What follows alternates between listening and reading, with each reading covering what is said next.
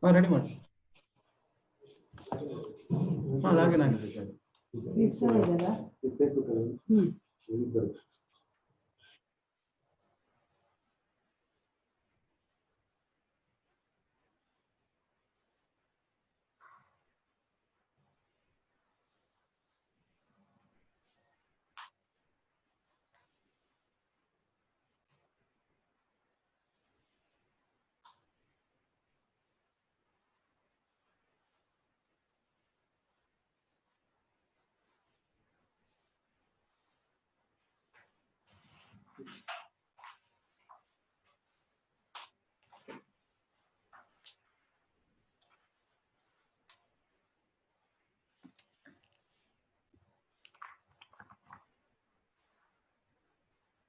Hello everyone, very good morning to all of you.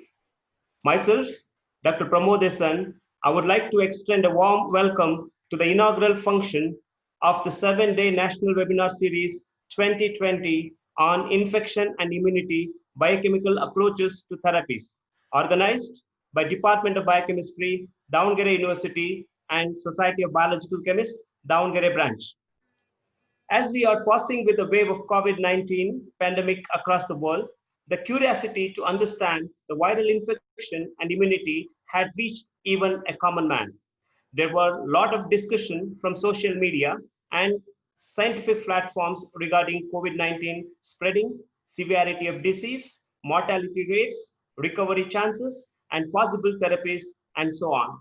Most widely accepted logic with available statistics were the aged and the immune compromised individuals are high risk, and those with good immunity will even be asymptomatic and tolerate infection better without any harm. The immunity of human system takes upper hand in fighting to retrieve healthy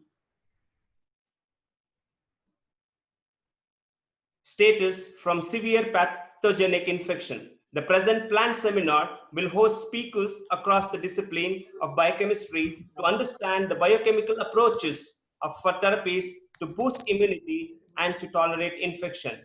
With these few words, I will ask one of our student participants, Ms. Shalini, to indicate the occasion. As in our tradition, we start every good happening with prayers. Shalini, please. Yes, sir. Yeah, go Na na na na.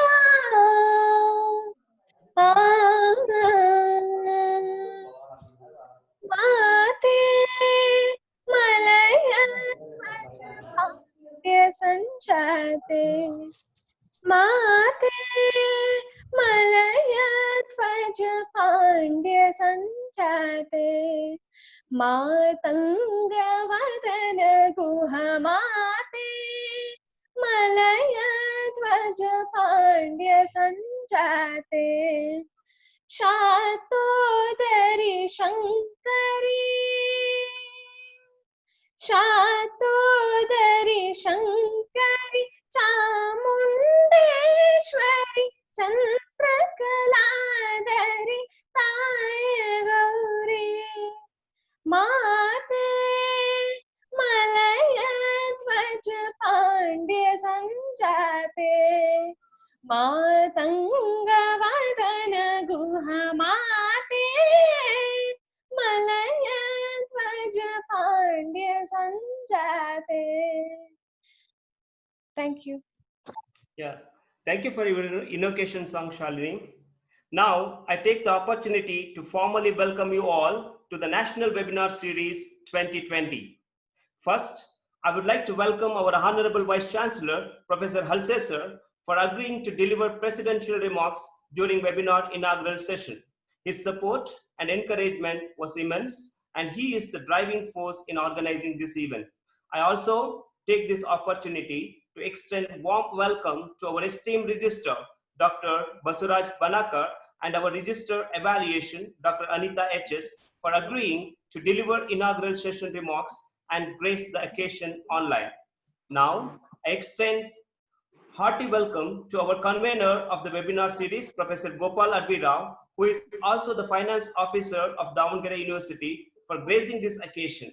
I also extend a warm welcome to our organizing secretary, Professor Wadlupudi Kumar, Chairman, Department of Biochemistry, and Dean, Faculty of Science, Davangere University, for being with us to enlighten on the theme of the webinar series. The delivery devices of the sessions during this webinar series are our speakers. I welcome all of them in their absence. The most important is the participation and enthusiasm from the receiving science lovers and audience who are the key for the success of this kind of webinars. I, on behalf of organizing committee and on behalf of Davangere University, welcome you all for the webinar through Zoom and Facebook Live platforms. Finally, I welcome all the faculty, staff, and students of the Department of Biochemistry. I welcome one and all who are present online to witness the session of this National Webinar Series 2020. Thank you. Now, I would like to invite our organizing secretary, Professor Wadlupudi Kumar, for addressing the participants about the theme concepts of the webinar series and the overview about the relevance of infection and immunity to the present crisis and possible biochemical approaches for such therapies. Kumar sir, please. Yeah. Thank you, Dr. Pramod. Very good morning, everyone. On behalf of Department of Biochemistry, Davangere University, I welcome all of you for this week-long webinar series on immunity and infection biochemical approaches for the therapies. So, the Department of Biochemistry, Davangere University, it was started during the academic year 1993-94, and as an independent department under the PA Center of Coimbatore University then, and with the inception of Davangere University in the year 2009, August 18th, the department now has been functioning under Davangere University, and the department has produced many postgraduates and awarded more than 30 PhDs and 15 MPhils so far. And still, many students have been working for their research degrees in the department. And the department has equipment like HPLC, RT-PCR, fluorescence spectrophotometry, and as well as fluorescence microscope, some of the instruments using which we could able to do some small amount of research at this Davangere University. And the present theme, webinar theme, that is immunity and infection, under the title Immunity and Infection Biochemical Approaches for Therapies. Amidst this COVID-19, it is like a blessing or an opportunity during discuss. Why? Because I have been adapted to many things which we were not practicing earlier before this COVID-19 pandemic. So, as part of this, this is the event which is being taken place now, webinar. We used to conduct physical seminars, conferences, and symposia, and this is the kind of adaptation amidst this pandemic. So, as far as the immunity and infection is concerned, we are all with infection. Infection need not to be a disease. It can be successful infection if it is a disease, or it may be unsuccessful infection if we are healthy. So this theme, we could able to frame this title, immunity and infection. And this immunity, our body's defense power, it is because of our lifestyle, food habits, and the environment where we are placed in. So as far as the viral epidemics and pandemics are concerned, there is a report like chikungunya virus. It is evaluated, or it is being evaluated in India itself and spreading to other parts of the world. The reports they say.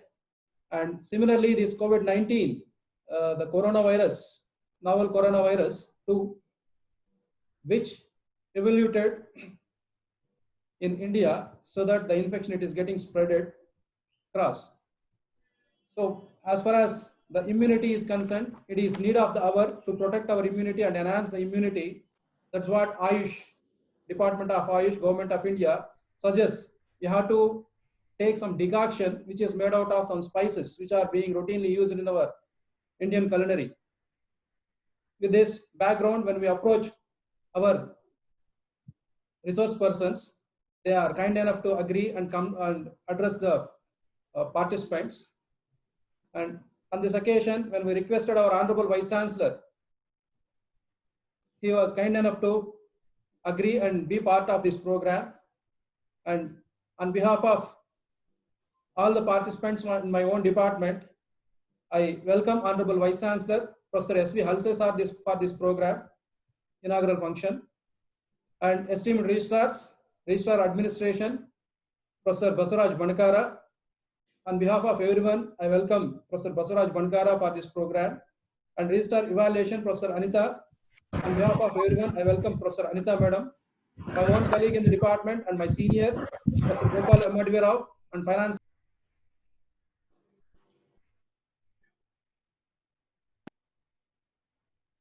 is part of this webinar series. And on behalf of everyone, I welcome Professor Gopal Amadvirao. Distinguished resource persons, there are 12 resource persons from 4 states of our nation, from not only from Karnataka, from Andhra Pradesh, Maharashtra, and as well as Telangana. The keynote speaker, Dr. Santhosh Kanade, is from University of Hyderabad, Telangana. So like this, 12 distinguished resource persons are there. Per day, 2 resource persons are going to address the participants and share their views and as well as experiences pertaining to this immunity and infection, and what are the therapeutic approaches that are possible for these infections to tackle with. And so all these distinguished resource persons, almost all of them are mid-career scientists and academicians. So they are the ones who can take up the challenges for scientific endeavors.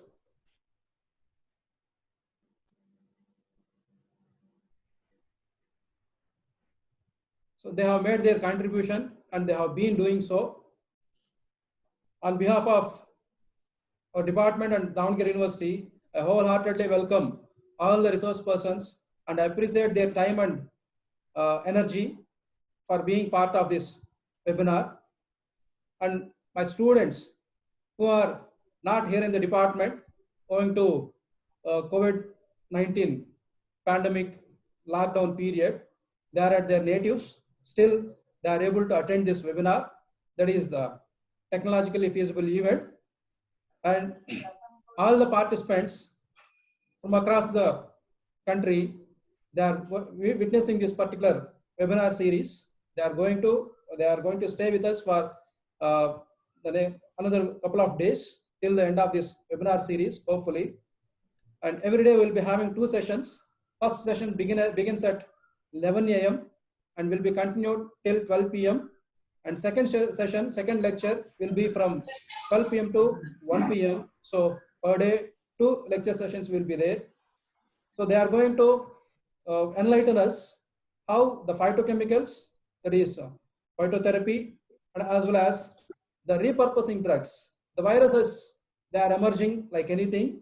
And by the time we discover the drugs, the pandemic epidemics that are going to be disappeared. So as a result of which, now this novel corona 2 COVID-19 pandemic, we are dependent on the repurposing drugs, the old drugs which were just discontinued for use.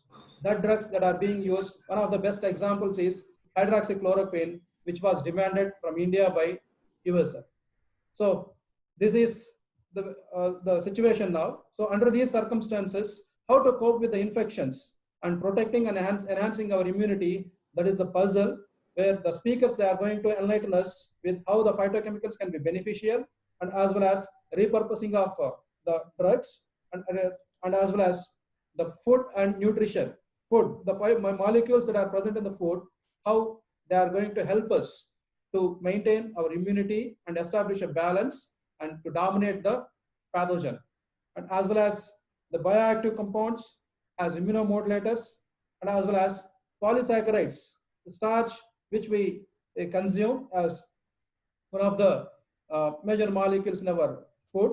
So the other polysaccharides like this, how they can be useful for the protection of immunity and as well as tackling the infectious diseases. These are the some of the aspects which are going to be shared by the information that is pertaining to these aspects, that is going to be shared by the resource persons from different parts of the country. So with this brief introduction about the conference, webinar series, I wholeheartedly welcome one and all for this webinar series and make it a success.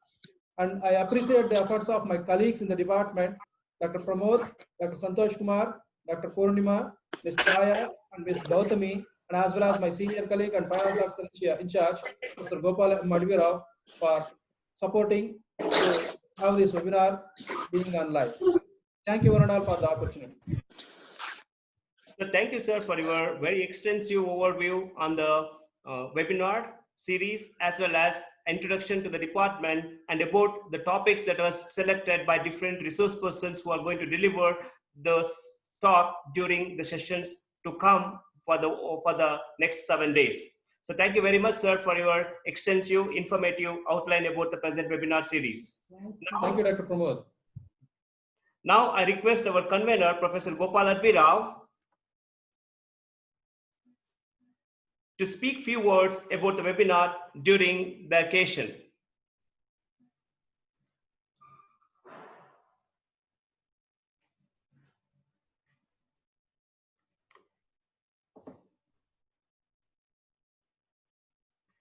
Respected President of this webinar inaugural function, Professor H.V. Halse sir, the Honorable Vice Chancellor, Davangere University, Davangere, Professor Basavaraj Vanakar, the Registrar, Davangere University, Professor Utlupudi Kumar, the Chairman, Department of Biochemistry, and the co-organizers of this webinar, Dr.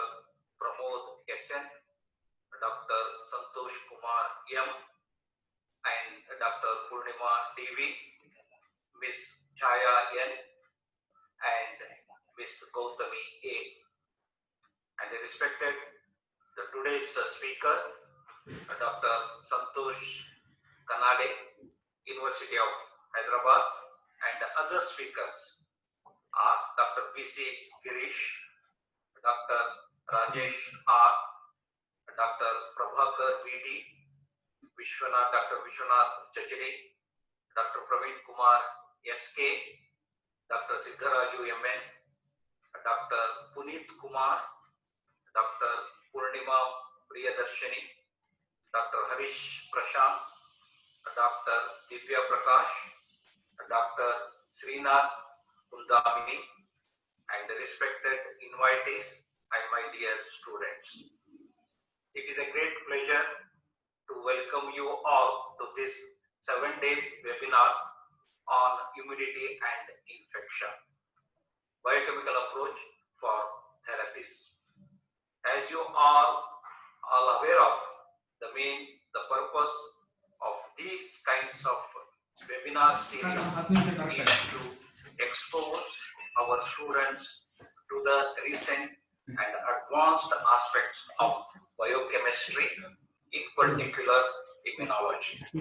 As immunology research has emerged as new field in the last few decades, and its applications being of tremendous importance in the field of medicine and pharmacy. Sir, we have made it a practice to invite the eminent scientists and professors from different institutions and universities to deliver the lectures on different aspects of biochemistry.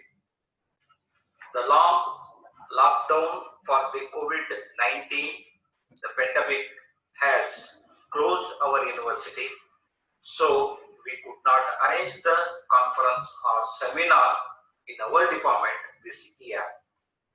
This is the first online webinar lecture series being organized by our department. And today we are proud of having 11 very successful professors and scientists from different places to share their knowledge with our research scholars and students. I would like to express my gratitude and warm welcome to our speakers.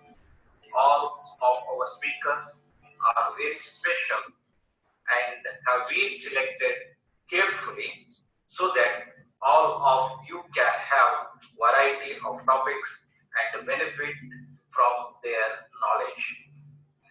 With a large number of participants, registered participants, we are sure that this webinar lecture series will be a memorable, highly educational, and not to be missed event. We hope that this webinar series will help you better understanding the subject of immunology and obtain the knowledge necessary to improve the depth of the subject. We truly value your participation and support for this webinar lecture series. I am greatly thankful to all speakers of this webinar for accepting our invitation to deliver the lectures and extend a warm welcome to them. I would like to thank all the invitees and participants. Thank you, one and all. You all the best.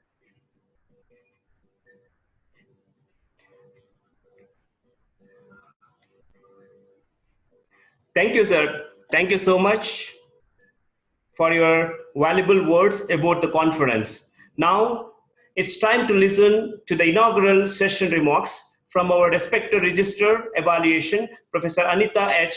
We would like to share a speech with all of you.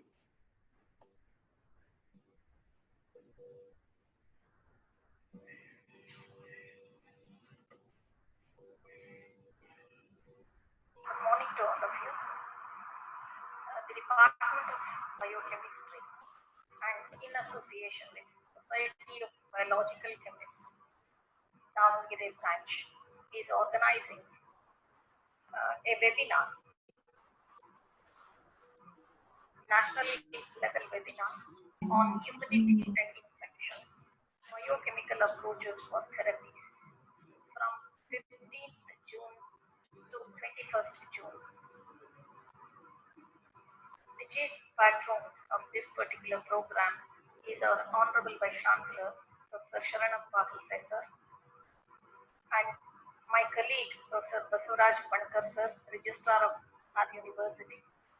The convener of this webinar, Professor Gopal M. Advira, the organizing secretary, Dr. B. Kumar, and other colleagues in the department, and student friends, participants, and other resource persons. I'm given to understand that this whole program, which is kept for 7 days, is having a host of a plethora of such speakers drawn from various areas spread over the whole of Karnataka as well as outside Karnataka also. It's a common platform where the research scholars, students, and other teaching fraternity come together to hear such resource persons having so much of vast knowledge in the respective fields. And this is a period where we have become e-ready and techno-savvy. Even though there was a move from the last 1 decade that we need to go for online classes, online courses, e-webinars, webinars and e-seminars and all. But still we were not that accustomed to the changing scenario. But this COVID-19 has taught a lesson to us that by force at least we have started doing all such seminars and webinars. And this is a good attempt by the biochemistry department, and all other departments of our university are conducting one or the other such programs. And every day, I think every day one or the other such programs have been conducted. And it's a very good move because we have to be techno ready, because we are very fast moving towards online classes, learning, teaching, and to some extent, I think we need to be prepared for all these things. Hitherto we didn't prepare, but now it's up to us to be very fast in getting accustomed to the changing, instantaneous changing scenario. True that there are a number of such limitations with receptivity level of students and research scholars preparing themselves and accustoming themselves for this new phenomenon. But still, the response rate of students so far, which we have taken in our university, is really appreciable, and the scholars and the students are coming in large number for all, participating in all such seminars, webinars, and all. And they are making use of the resource persons, because if at all, I was speaking to some colleagues of mine, that if at all we have to conduct the physical seminars and these conferences, inviting all these resource persons physically on a particular scheduled time and making them to speak or address our students and faculty would have been really difficult. But now on a single platform, all these resource persons are brought, and definitely this will be high time for the teachers and research scholars to make use at the optimum level, the fuller utilization of the resources these people have, the knowledgeable people have. And even though I belong to commerce fraternity, it's my bounden duty, being on the chair of registrar evaluation, to myself get involved in. And basically I'm an academician, so my interest is also towards all these developments. And this is an area, basically it's difficult for us to understand every technicalities of it, but still the subjects are quite interesting, and some of them I think we too can join the technical sessions and elicit some useful information, so that it's an opportunity for us also. And the entire program has to run for 7 days, I think, and all those the programs which will be conducted from day 1 to 7th day, technical sessions. I wish the organizers a grand success, and the technical fitness which they have taken care of in fixing up a schedule for all the resource persons. Let it go success, and the entire program be highly successful. I wish them all. Thank you, Anand. Thank you, madam, for your valuable address. Now, I request our registrar, Dr. Basuraj Banakar, who is always a key in encouraging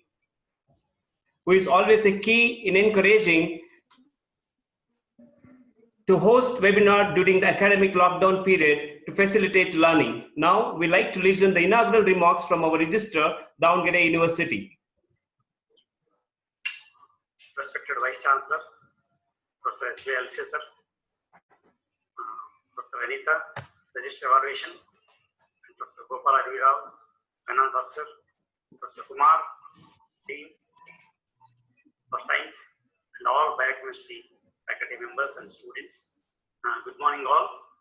This is very privilege for me to address you all on the occasion of the National Webinar on Humanity and Infection Biochemical Approaches to Therapies, organized by Department of Biochemistry and Society of Biological Chemistry, Davangere branch. How can we improve our immunity is the question of the day, as we are passing with the pandemic wave of COVID-19. On the whole, our immune system does a remarkable job of defending us against caused microorganisms, but if it fails, a germ invades successfully and makes you sick. It is possible to intervene in this process and boost your immune system. What if you improve your diet, take certain vitamin or a herbal preparation, their lifestyle changes the hope of producing a near perfect immunity response. Can we really make it happen? If we found successfully the answer, then we will get through this difficult time quickly. When we are young, due to genetic and physiological factors, we have high immunity and ability to tolerate infection. But as we age, our immune response capability becomes reduced, which in turn contributes to more infection and more cancer. While some people is healthy, but compared with the younger people, the elderly are more likely to contract infection diseases, and even more importantly, more likely to die from them. This respiratory infection, influenza, COVID-19 virus, particularly pneumonia, are a leading cause of death in people age of group of, that is 65.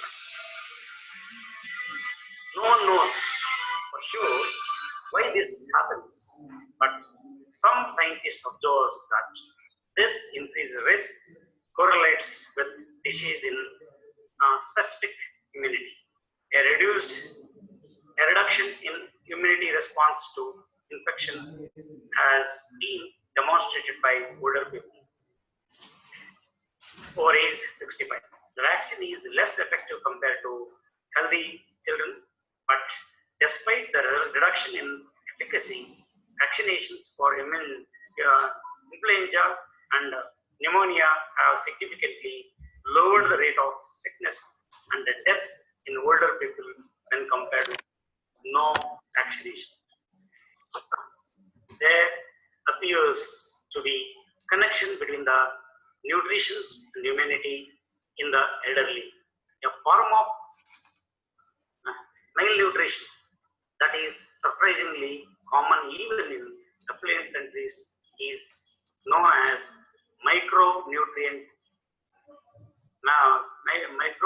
malnutrition, in which a person is deficient in some essential vitamins and trace minerals that are obtained from or supplemented by diet. Can happen in elderly. Old people tends to eat less and often have less variety in their diet. One important question is whether dietary supplements may help older people maintain a healthier immune system. Modern medicine has come to appreciate the closely linked relations of mind and body. A wide variety of maladies, including stomach upset, hives, and even heart diseases are linked to the effects of emotional stress. Despite the challenges, the scientists are actively studying the relationship between the stress and the human functions. Regular exercise is one of the pillars of healthy living. It improves cardiovascular health, lower blood pressure, help control body weight, and protect against a variety of diseases. But does it help to boost your immune system naturally and keep it healthy? Just human system, it may contribute even more directly by promoting good circulations, which allows the cells and substances of the human systems to move through the body freely and do their job effectively. This national series of lecture organized by the Department of Biochemistry, Davangere University. We have many distinguished speakers who can address various issues related to the immunity and infection. That is, hope this webinar series will provide extensive knowledge and will educate all the participants and provide informations related to such of therapies to boost immunity and suppress in infectional diseases. Hence, we can say that this is one of the biochemistry department is organizing, and all I appreciate once again the biochemistry department for organizing such a wonderful lecture, series lecture. And also what I want to say here to the that is participants are, you observe all these lectures, but for the conducting for a week, that is properly attend and discuss with the that is eminent professors. They are the source of knowledge. They have a lot of ideas about the health and all, and hence so listen carefully the lecture and lecture and take benefit out of it. So I wish you all the best to the participant and also organizers from the Davangere University campus biochemistry. Thank you very much for giving this opportunity. I wish you all the best.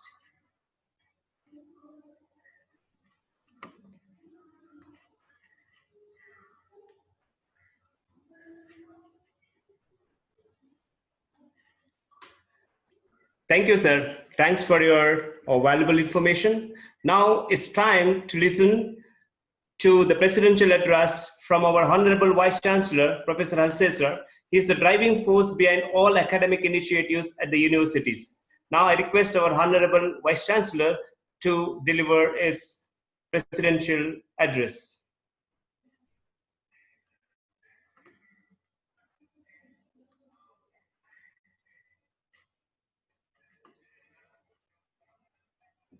Department of Biochemistry and Society of Biological Chemists, Davangere branch, organizing the National Series on Immunity and Infection, Biochemical Approaches for the Therapies. The coordinator of this program is Gopal Advirao, and organizing secretary Dr. Vadalpudi Kumar, professor and chairman, Department of Biochemistry, Dean, Faculty of Science and Technology, Davangere, Dr. Promo, Dr. Kumar, Dr. Purnima, Ms. Chaya and Ms. Gautami of Davangere University, and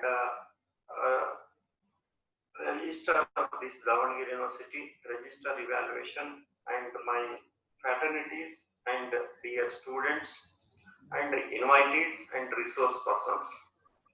This is a very good program. Is organized by the Department of Biochemistry, and I congratulate all the teams of biochemistry as well as the Society of Biological Chemists of Davangere branch. And this webinar is very useful, and nowadays we know very well about the COVID-19 pandemic. For that, to overcome the disease, food and nutrition therapy is very essential, and natural products are very useful, and exercise, physical exercise, drug therapy, they are very, very essential to cure the disease.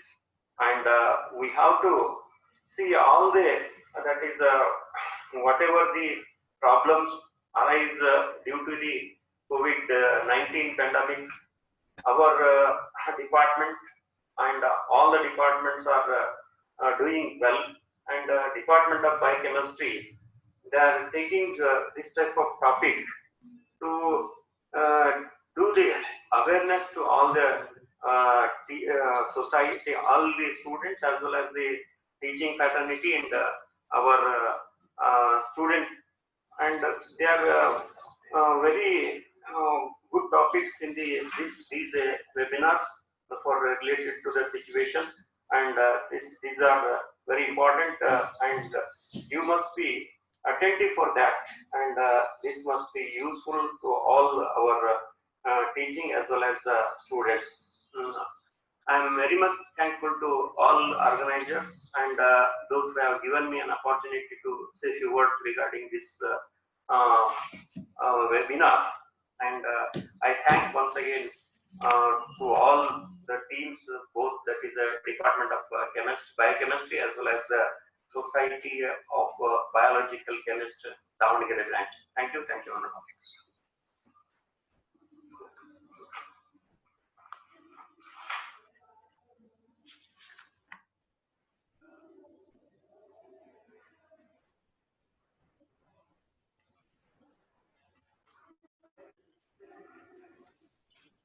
Thank you, sir. Thank you for your valuable address and the support that you're rendering for conducting and organizing this national webinar series on immunity and infection, biochemical approaches for therapies.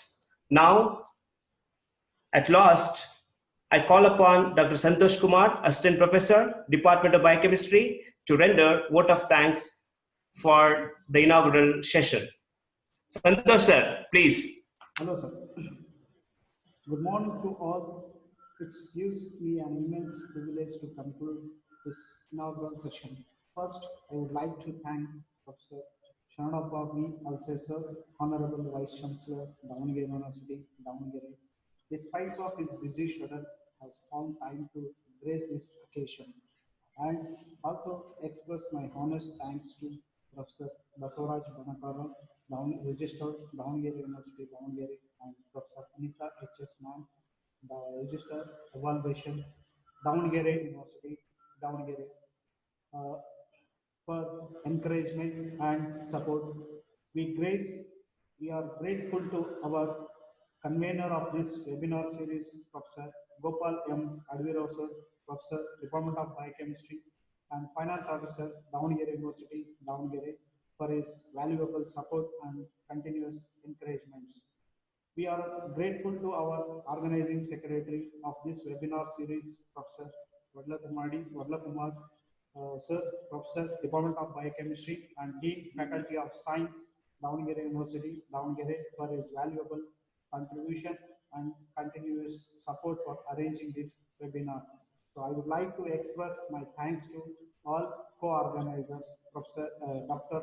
Pramod S.N., Dr. Pudima D.V., Ms. Chaya, Ms. Gautami, and all my dear colleagues and faculty members of various departments, research scholars, students, non-teaching staff of Davangere University. I extend my grateful thanks to resource persons, various participants who have registered so eagerly for this particular webinar series. So I thank you all for all of you in making this inaugural session a grand success, and I wish you all very best for all upcoming sessions from 12 distinguished speakers. I wish you and hope this would be a learning experience during this pandemic situation of COVID-19. I want you to enjoy each and every session of this webinar series. Thank you. Thank you, Honorable. Santhosh sir, thank you for your vote of thanks. Now we'll break for 5 minutes, and meanwhile we'll provide you an overview of the session schedules, speaker details, and title of the presentation. Soon after, we'll host the first session with speaker Dr. Santhosh Kanade from the University of Hyderabad.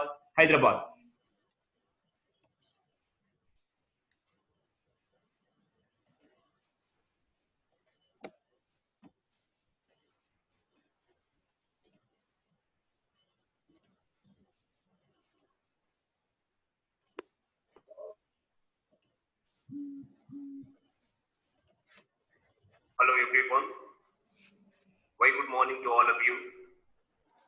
Davangere University and the Department of Biochemistry is organizing a national webinar series on immunity and infection, biochemical approaches for therapies from 15 June 2020 to 21st June 2020. And it's a 7 days with 2 sessions every day from 11 to 12 p.m.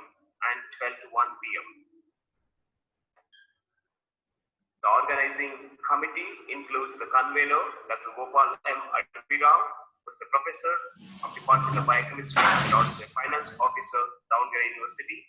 The organizing secretary is Dr. Vatulpudi Kumar, Professor and Chairman, Department of Biochemistry, and Dean, Faculty of Science, Davangere University. The co-organizers of the National Webinar Series is Dr. Pramod Sen, Associate Professor, Dr. Santhosh Kanade, Assistant Professor, Dr. Purnima DV, Assistant Professor, Ms. Chaya N, Lecturer, Ms. Gautami A, Lecturer, Department of Biochemistry, and all research scholars, staff, and students, Department of Biochemistry, and Davangere University have put forward this program for you, the National Webinar Series 2020. The day 1 includes the inauguration function from 11 to 12, and it is the inaugural address is by Honorable Vice Chancellor, Davangere University, and is conducted by the conference host. The first speaker of the session, which is scheduled at 12 to 1 on 15 June 2020, is Dr. Santhosh Kanade, who is Associate Professor at University of Hyderabad. He is going to speak on novel phytochemicals, mediated epigenetic modulations in immunity. The day 2 of the National Webinar Series has 2 sessions on 16 June 2020. The session 2 is from 11 to 12, and the speaker of the session is Dr. B.C. Girish, who is Associate Professor at Veterinary College, Hassan. He is going to speak on non-clinical safety evaluations for drugs and biologicals. The second session of the day is from 12 to 1 p.m. is scheduled, and the speaker of the session is Dr. Rajesh R, who is the Assistant Professor at University of Mysore. He is going to speak on the role of hydroxychloroquine, zinc, and azithromycin in treating viral infection. The third day of the national webinar consists of 2 sessions on 17 June 2020. The first speaker of the day is Dr. B.T. Prabhakar from Sayadri Science College, Coimbatore University, Shimoga. He is going to speak on slacking the neovasal sprout through natural products. The second speaker of the session, which is scheduled at 12 to 1 p.m., is Dr. Siddharaju M.N., University College of Mangalore. He is going to speak on understanding autoimmune arthritis and osteoimmune crosstalk. The fourth day of the session of the national webinar is scheduled on 18th June 2020. The session 6 speaker from 11 to 12 p.m. is Dr. Puneet Kumar, who is the founding director of Advanced Life Sciences Pvt. Limited, and he is going to speak on genetics testing in immune disorder. The second speaker from 12 to 1 p.m. of the day is Dr. Purnima Priyadashini, who is a scientist at CSIR CFTRI Mysore, and he is going to speak on food bioactive as immunomodulators during viral infection. The day 5 of the national webinar series organized by Department of Biochemistry at Davangere University contains 2 sessions. The first speaker of the sessions from 11 to 12 p.m. is Dr. Vishwanath Chechari. He is the Assistant Professor at Karnataka University, Hyderabad, and he is going to speak on MSC molecules as central regulators of adaptive immunity.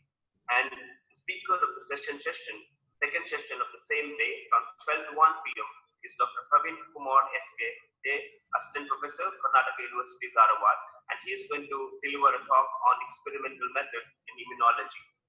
The day 6 of the national webinar, which is scheduled on 20th June 2020, is contained 2 sessions.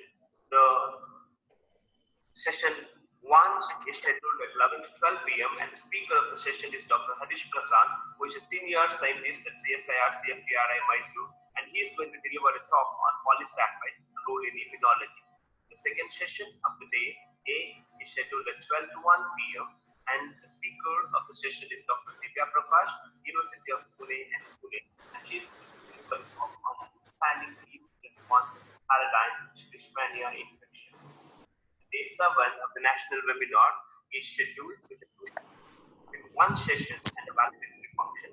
And the last session on 21st June 2020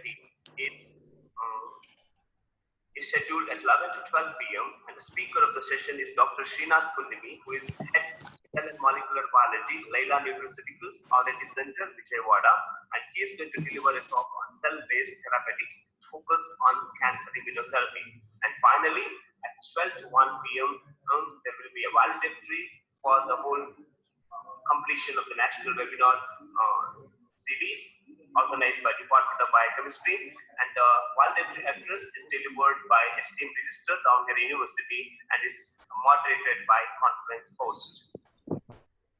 And on behalf of Department of Biochemistry, Davangere University, we thank you all for your participation and support for successful, and we hope that you are going to be involving in this conference, and we look forward to see you during the sessions as a participant,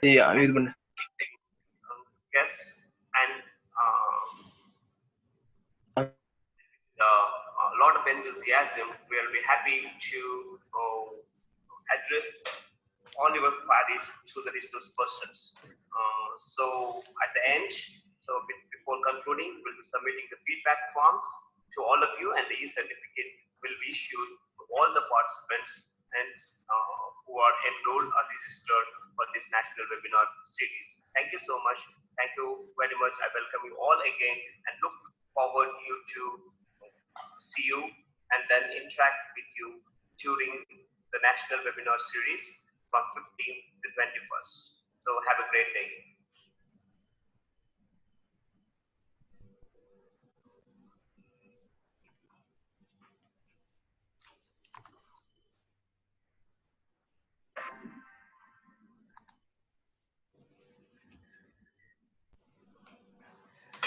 Hello, Santhosh sir.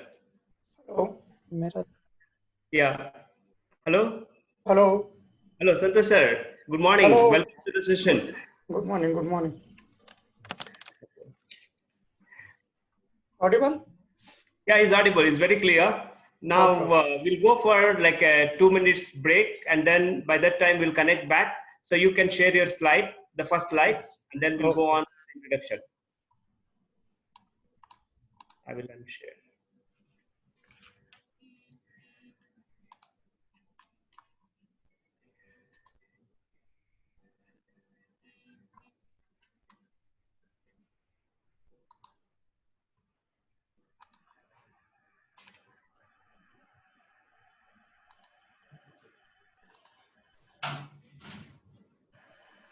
Is it okay?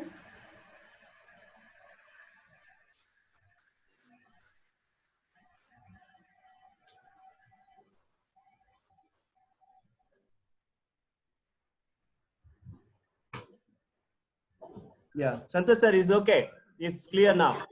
Okay. Yeah, I'll be back in just a minute with the introduction, and then we'll start the session. It's still 5 minutes. Sure.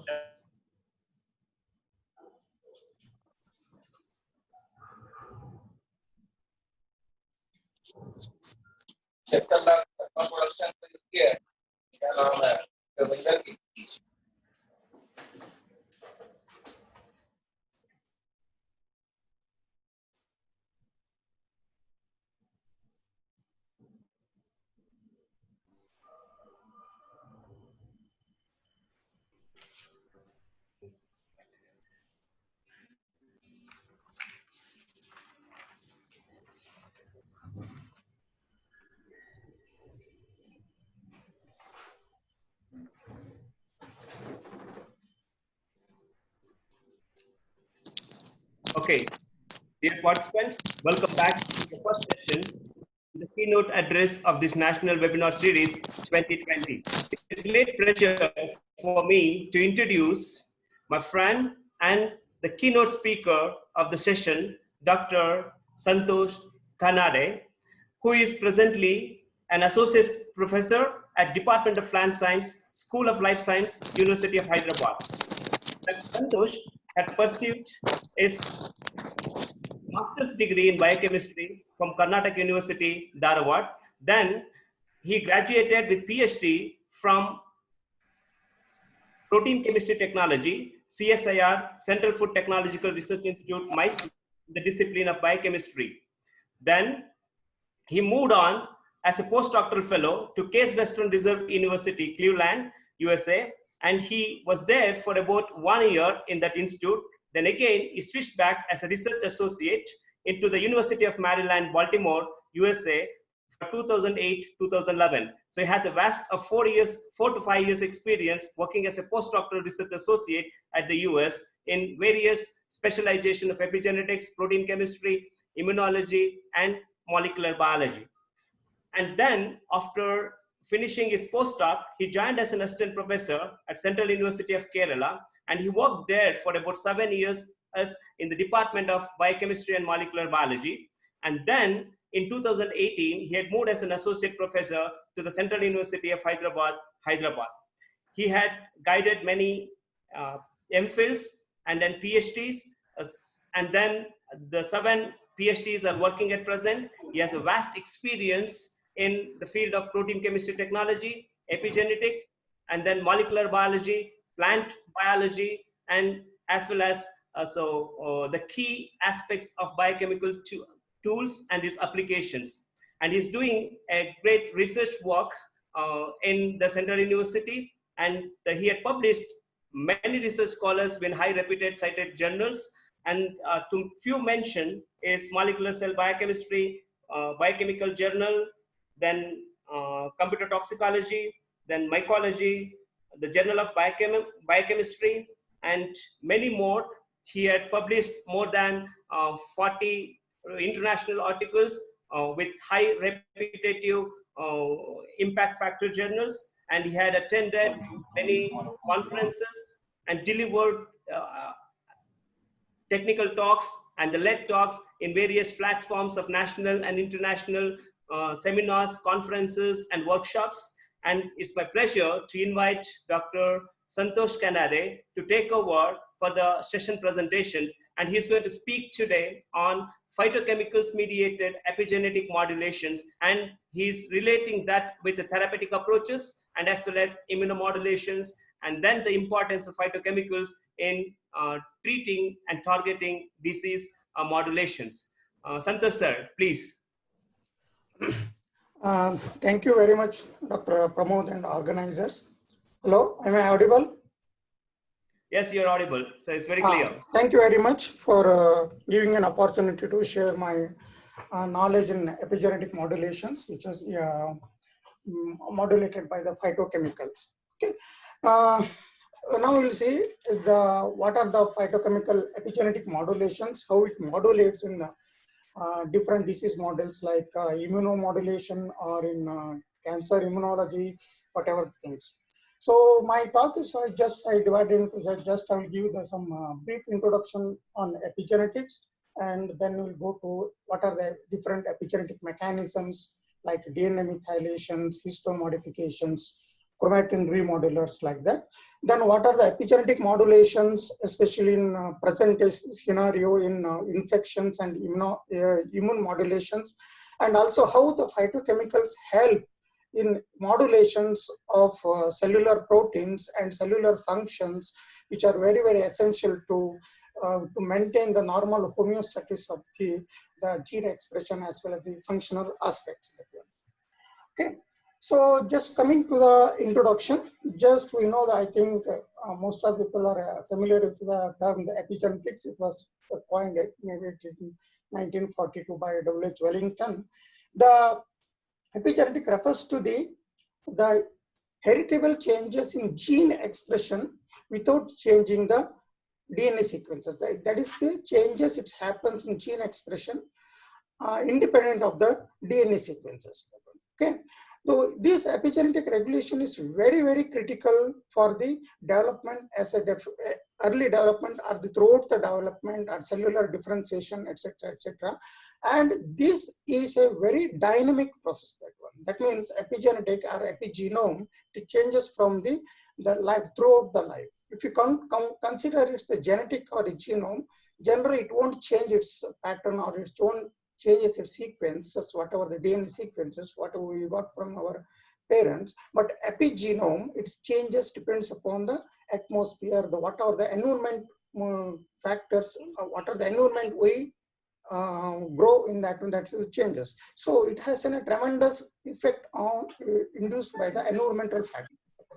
So generally, this epigenetic dysregulation causes the several human developmental diseases, immune diseases, including the cancer also.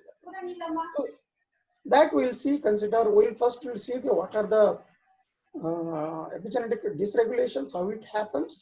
And the scientists believe that the less than 10% or sometimes the disease is caused by the only the genetic destiny, but most of the disease were over 90%, 90 to 95% is destined by the epigenetic determinant. That means it is caused by the epigenetic modulations. That one.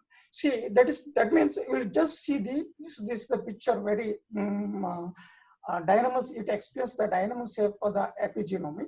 If you see the different stages of this developmental stages of the butterfly, I don't think the DNA is not changed at all in the throughout the life of this organism. Okay, when you see the epigenome of that one, it's completely different. That one, when you see the epigenome of all these different stages of the development, it's completely changed.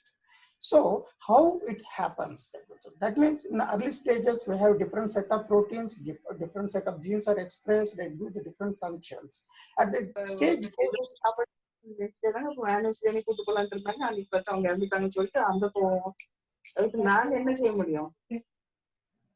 okay, different stages, it changes the epigenome. So how it happens, a differential expression of genes. So the genetic or genome is cannot explain, it is not possible to how it is happens. The epigenetics or epigenome can explain substantially how it is happens at the different stages of the development. How the gene expression or the protein function is changes during different stage of development. That one. So only through the epigenetic mechanism we can explain that one. Going back to the central dogma of the extended molecular biology, we know that the proteins, we know the transcription, translation, and the post-transcription modification, post-translation modification. Here, the epigenome comes here. These are the two modifications which happens at the DNA level, that is the DNA methylation or the hydroxymethylation.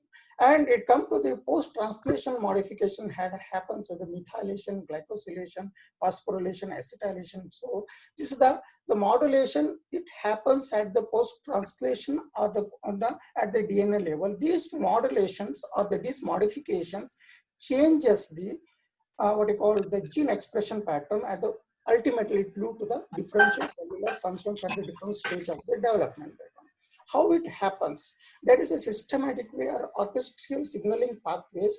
This time it has to activate, and next it has to activate, and these environmental factors are the complex signaling mechanisms involved to activate or deactivate these mechanisms. And one more important aspect is these epigenetic regulations are reversible. Once it can be reversible, that means epigenome is a reversible phenomenon. It is not a genetics like that. Okay, now we'll see going back to the different what you call the milestones in the genetics. That one, we know that Human Genome Project came, and DNA we identified after complete genome of sequence. You assume that we can get all the diseases after knowing the DNA thing. But and we believe that, and we also if you see the paradigm shift in the genetics, first is mental inheritance, Darwin, and natural selection, whatever. Then it comes in 19,000 to 1950, it's the age of genetics. The gene concept came, mutation, genotyping, and phenotyping. We will explain that. Okay, when come to the 1950 to 2000, after post 2000 also, so whole genome sequences come, we assume that, and DNA is the one of the, this is the ultimate thing. And we saying that DNA become the all-powerful tool. Whatever the characteristic is getting, an organism is getting it through its DNA. We can say that, oh, that animal has that gene, that's why it's behaving like that. That person has this gene, oh, it is a very intelligent like that. It's all come to the DNA. We thought that is the, so we believe that at that extent is your DNA is your destiny. So it is all, whatever the behavior, whatever the characteristics, whatever the phenotypic expression, what you are getting, we believe that DNA, it's because of the DNA. We believe that it's a based on that one, we can say that it's DNA is your destiny? No, but we cannot explain some of the phenomena that one. So that phenomena can be only explained that we can say that it's the genetics with the phenotype and the phenotype versus the phenotype. The genome is the actually blueprint, and with epigenome is then a workmanship, and the it gives then a because it gives an a shape, because when genome content is there, which has to be expressed at what time, what particular time, and what function has to be decided by the epigenome. Based upon all these phenomena, that earlier we thought that so this exposure, whatever, because the epigenomic changes, it depends upon the several factors. That one, the time. First one is the time or the different stages of the development. So we have, as I said in the beginning, the epigenome is a dynamic. It keep on changing. It is required for the what you call the development of the life. Okay. At the same time, the environment, it changes the lot of has a lot of impact on modulating the epigenome. If it modulates the epigenome, definitely it changes its function. And it also depends upon the individual susceptibility. That means the genetic composition. That one. So based on all that, you find the whole genome sequence. We have a DNA. We have our gene. We see that nature, whatever the nature we are getting from the what you call from the ancestor, the DNA content, that is our characteristic. So that is our phenotype, and that will be nurtured. That one. But later the study they show that. So if you give the different the epigenome, what this is the nurture is become the nature. What I mean by if you have a different atmospheric condition, we can modulate the nature by through the epigenetic mechanism. I will give you some of the examples later part of this talk, how the nurture can change the nature of an organism. If the gene composition is the same, but the phenotypic or the functional aspects will be changed during the different stages of the development. That is called the nurture is becoming the nature of an organism. If you give a good atmosphere and good nutrition, good health, and good work conditions, we can modulate the genome through the epigenetic, not a genome, epigenome, so that we can give the better functional, better health of an organism. Okay, so what are those environmental factors that does it affect that one? All the factors, it is research have shown that the day-to-day activities, it is showing here, all the activities are involved in the epigenetic modulations. Your exercise, is financial status, chemical toxicant, disease exposure, diurnal or diet is very, very important. You have to give the supplements to get the epigenetic modulation, physiological state, social interactions, many, many things. All the interactions are very, very essential to these modulate the entire epigenetic genome. These modulations happens very specifically. That means normally this epigenetic modulations happens it is in the systematic, it is very tightly regulated. All these atmosphere conditions like disease, if you expose to the virus or any other diseases, that will changes the epigenetic modulation. That may include the may cause the diseases. That one, how it happens, that one, we'll see that one, all these factors. So see that this cartonic picture, this is the these different stages of development. If you consider this epigenome is changed here, and it entirely it will be changed. How it is changing, what are the different mechanisms involved in the change, modulating the epigenetic aspects or the epigenetic downstream phenomenon. This one is the very important, that it happens to the DNA methylation. So that we'll discuss extensively, and histone modifications. Of course, it will discuss this one, and we also will also show one of our studies also what we are working on histone modifications, and also chromatin modulator. How the chromatin modulation happens at the different stages at different loci of the genome to express the change in the phenotype or change in the functions, that one.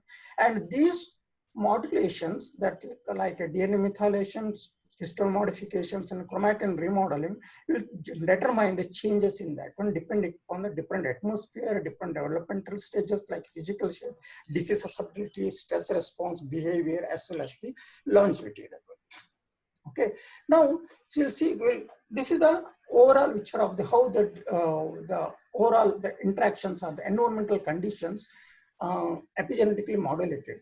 Okay, so now you see the what are the different mechanisms.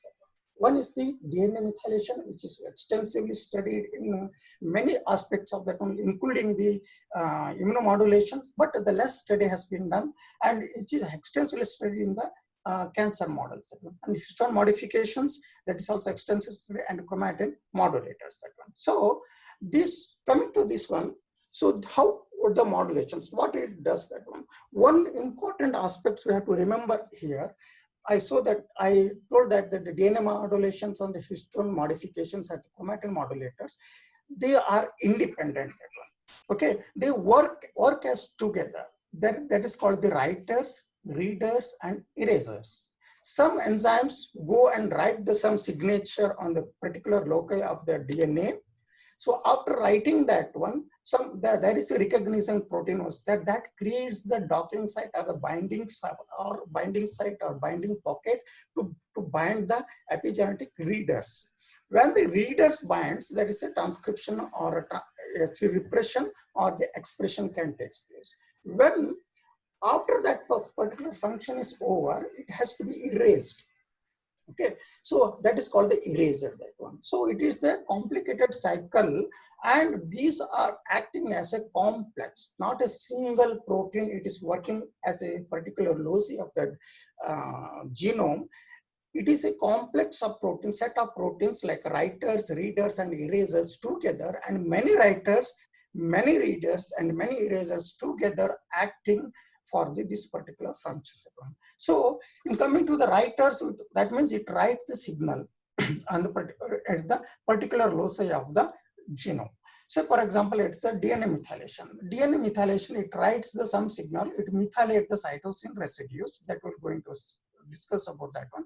So when that is methylated, or histone modification like histone acetyltransferases, okay, and histone methyltransferase, what you call it as protein arginine methyltransferases, they write the signal.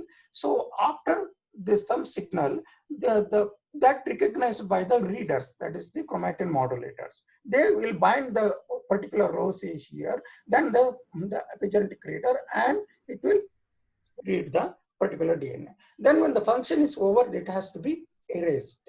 That signature has to be erased. That is the HDAX, histone deacetylases, or the lysine deacetylases. Then again it comes back to the original position. That is the original position. That we will see one by one how it is happening. The first and extensive studied epigenetic modulations is the DNA methylation. So how it happens? DNA methylation, generally it happens at the cytosine residues. There is a consensus sequences, that is CG, that is we call it as the CPG island or CGI, CPG island. So cytosine get methylated in presence of the enzymes called the DNA methyltransferases. That is called the DNA methyltransferases. So when the DNA cytosine get methylated at the fifth position, the methyl group is added here. Okay, so when this has been done by there are multiple enzymes called the DNA methylation, DNMT3A and 3B. It's called the de novo methylation. Methylation happens during the development. And other enzyme is called the maintenance DNMT1. That's a maintenance. It happens methylation at hemimethylated during the replication. Okay, that is not our important aspect. That's a different thing. Okay, when it is methylated, this is the writing. Okay, this is called the writer. It methylates. Then there are some proteins where that we can recognize this signature, that methyl signature, and methylation specific binding proteins. They bind here. So that generally what happens when the promoter, when the transcription factor has to bind here, it blocks the binding of the transcription factors. Okay, so there are other enzymes that is called the erasers. This is the writer, the DNMT, and reader, and the eraser. That's a TET. That is a 10-11 translocases that demethylates that one. Whenever it is required, it's a demethylated. It's all systematically planned. That one. It is controlled by the signaling mechanism, whatever things. Okay, there are other enzymes for TET1, TET2, TET3 enzymes. These are all demethylate that one. That's called the eraser. So the chromatin will come back to the original position. It's ready for the whenever the expression or it has to be expressed or repressed, the same thing will be repeating that one. So it is called the reversible reaction that one. Okay. So what are these one? This is how it is affecting that one. This is the open chromatin. That means the chromatin is open. We know that, everyone know that this is the say that it's a transcription starting with TSS, transcription start site. It is a gene will be there at the upstream, and this will be called the promoter. Where the transcription has to take place, the transcription factor has to bind here. So when the open chromatin, the chromatin is open and the transcription bubbles, whatever the thing, so transcription factor binds here. When the DNMT methylates that one and MECP proteins are binding here, the transcription factor cannot bind here, though there is no transcription takes place. It is a closed chromatin. When the gene has to be suppressed, the DNMTs methylate the specific residues at the promoter so that the RNA polymerase 2 as well as the other transcription factor cannot bind here. At the closed conformation, there is a repression. In the other way, when this particular gene has to be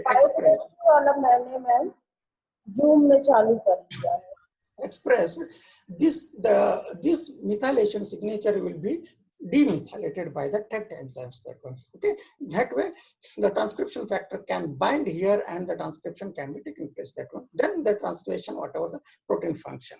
So when you come to the whole genome of that one, that is the specific sequence is there, CG. Only CG consists sequence. So this is called the CPG island. This C can be methylated that one. Okay, when this methylated, these CPG islands are extensively presented that one very randomly. That when you come to the human genome, the 3 × 10⁷, more than that CPG assemblies there, and it is non-randomly organized in the different promoters that one in the whole genome. Around 75% of the all promoters are within the CPG islands. It is unmethylated in the normal cells.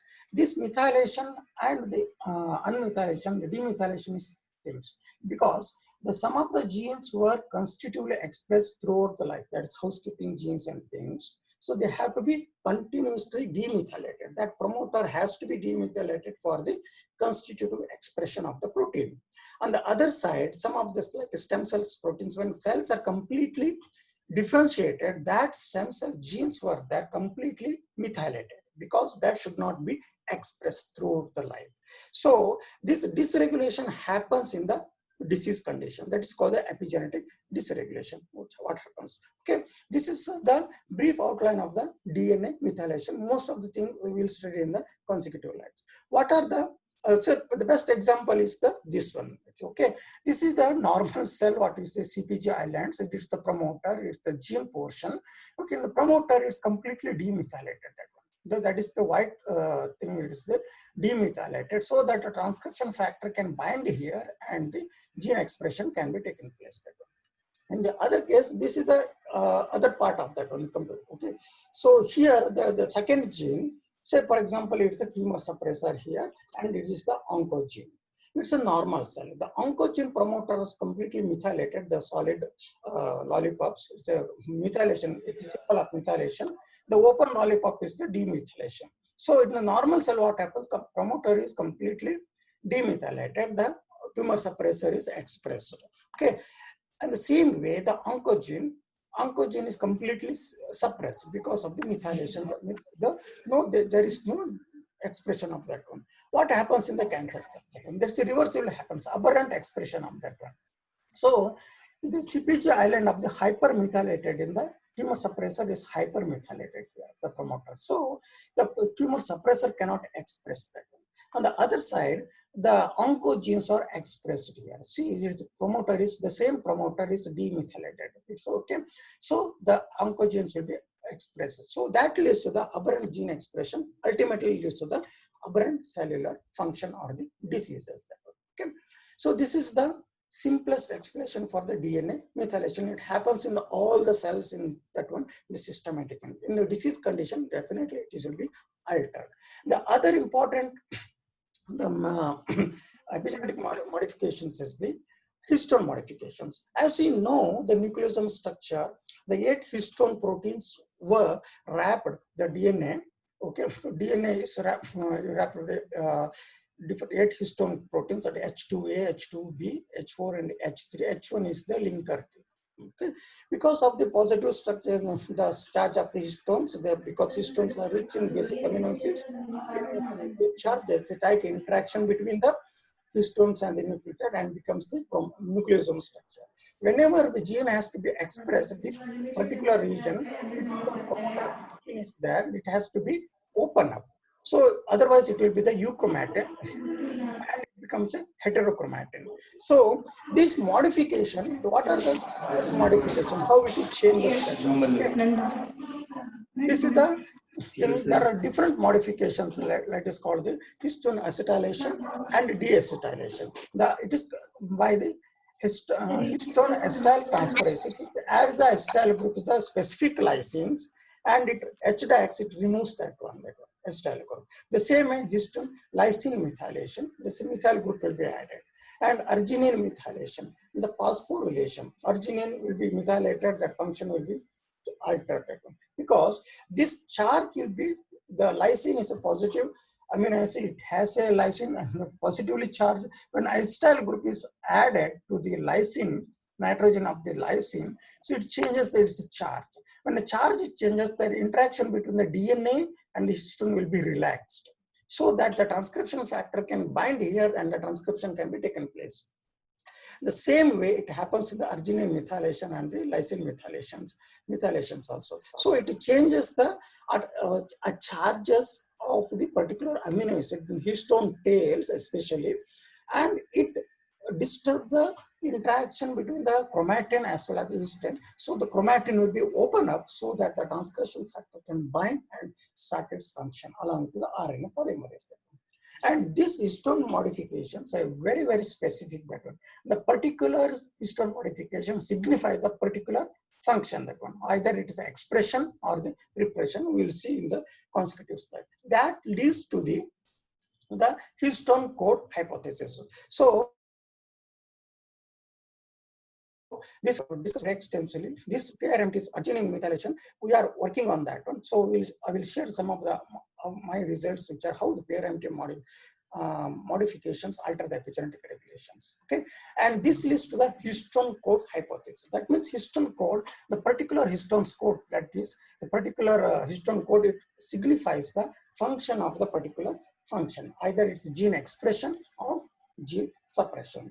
Okay, so this is the cartooning picture. When the histones are, this is the H3 histone, the different residues were there. Histone cell are the arginine, the lysine, arginine, that is the number is denoted the position of the from the end terminal of the histone proteins. So this will be modified by the writers. That's what we have discussed previously. It is the writers. When this modification happens, that is methylation, for example, this methylation will be recognized by the many proteins that which are in that one. So when methylation recognized, that is called the readers. When readers were there, it makes the multi-protein complex at the particular loci of the DNA. This is the DNA. It happens somewhere in the modification here.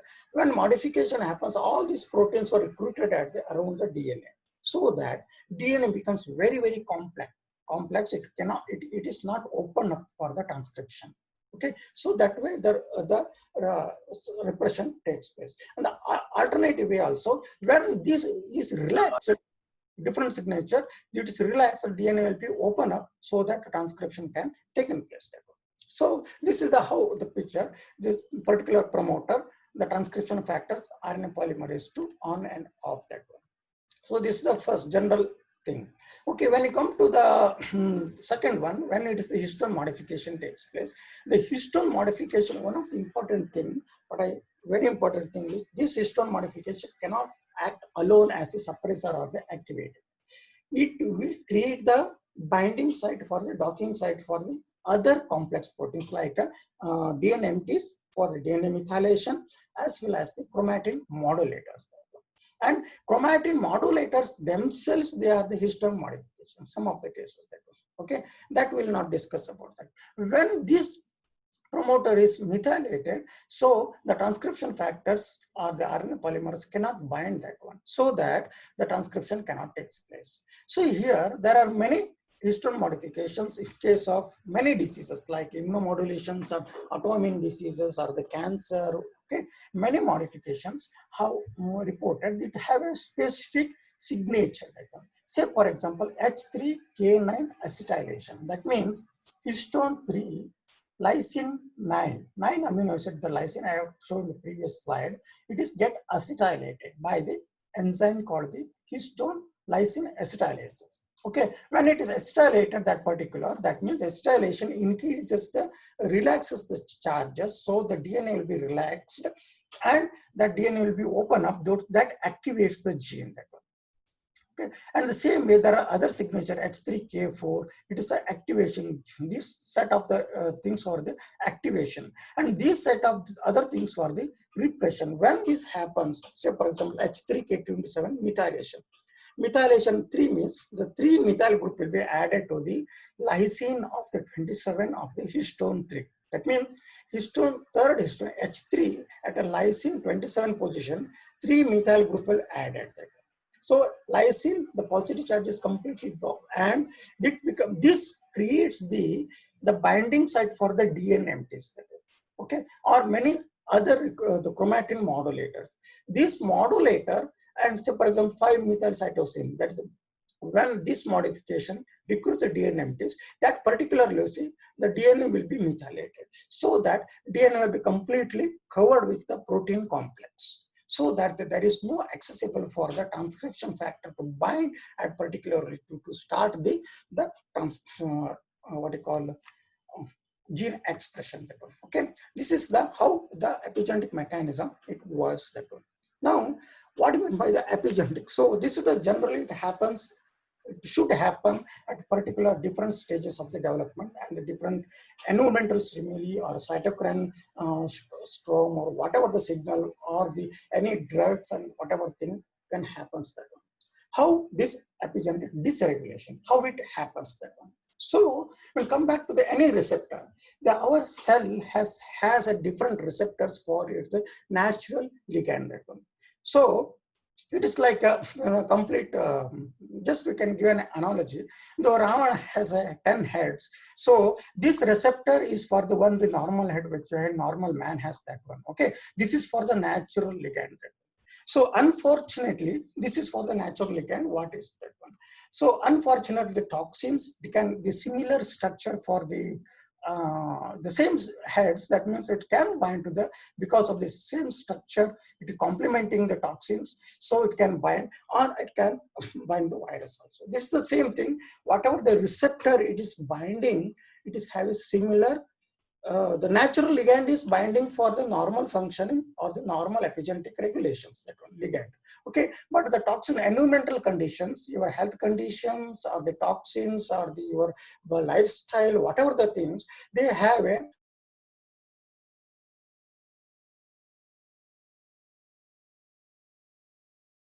complementing structure of ligand. It's exactly like the different heads of Ravana. So that instead of stimulating by the natural ligand untimely, unspecific location, the gene expression will be taking place. That happens the dysregulation. So for example, some activation of the genes should happen through the particular receptor. Okay, at a certain stage of life. Say for example, some of the hormones are the hormone signaling. So many hormones, the food additives or the phytoestrogens, they mimic like the hormones. So these hormones at the early stage of the life, they can bind to this one that induce the hormone signaling that one. That may induce the early development, early different diseases also. And okay, this way this causes the what you call the dysregulation of the epigenetic modulations. It happens. That means this dysregulation unlock the signaling pathway or the modulation. This is the during the development. This is the environment, and this is the development. So untimely unlocking of the signaling pathway leads to the dysregulation that will lead to the any type of diseases. So that means the atmosphere, what you are giving to the cells, it is very, very important. All including nutrition and the other aspects of that. Okay, we'll see how it is worked. When you come to the this happens in the every organism's life, the tissue specific organism. When you give the zygote or embryo, it is assumed that is the complete genome is completely demethylated. So in case of the hematopoietic stem cells, some of the cells has to be lineage specific. Lineage specific means the certain set of proteins has to be expressed. Certain set of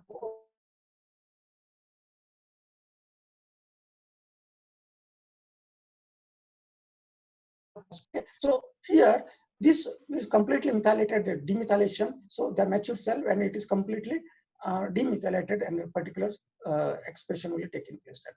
And this is happening, and this maintenance, the demethylation and methylation maintenance has to be maintained throughout the life.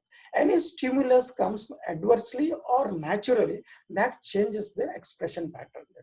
That may lead to the normal function. If it is adverse, it may lead to the disease condition. Say the best example is the as it is T cell regulation. When you see, this is the regulatory T cells. When any exposure of the things, when the T cells will be required, this has to be demethylated. Then on the FOX3 promoter, it's extensively studied that when the reports were there, it's not our study. And the same way, so this the interleukin particular promoter at demethylated because of the lysine acetylation. Okay. This lysine acetylation, what I showed before, it is the activation of the genes. This activation triggers to the synthesis of this one. In turn, it activates the other cells. The same way what you are showing here, any signaling, either the T cells or any immune cells, whenever the signal comes, that the particular the promoter will be demethylated or demethylated, so that the transcription takes place. And diseases, the immune diseases, it happens when there is an adverse, inadequate or untimely the epigenetic modulations. That leads to these diseases. So this epigenetic dysregulation, I will give about some of the epigenetic dysregulations happens. The list of diseases will go. What are the autoimmune diseases? So this is the normal function when it is on, and effector cells, whatever, if it is off, that means the normal functioning of this particular cell is effector gene expression is very, very essential. And if you understand thoroughly what are the epigenetic regulators involved in the abnormal function, what are the genes has to be expressed for the normal function, what are the genes were expressed epigenetically, modulation takes place in abnormal functions. So if you find out, if you studied that one, that epigenetic molecules can be used for the epigenetic therapeutics. That is extensively studied, but in cancer. Okay, that I will going to share one of my results, how the phytochemicals will in the cancer model, how epigenetically modulated.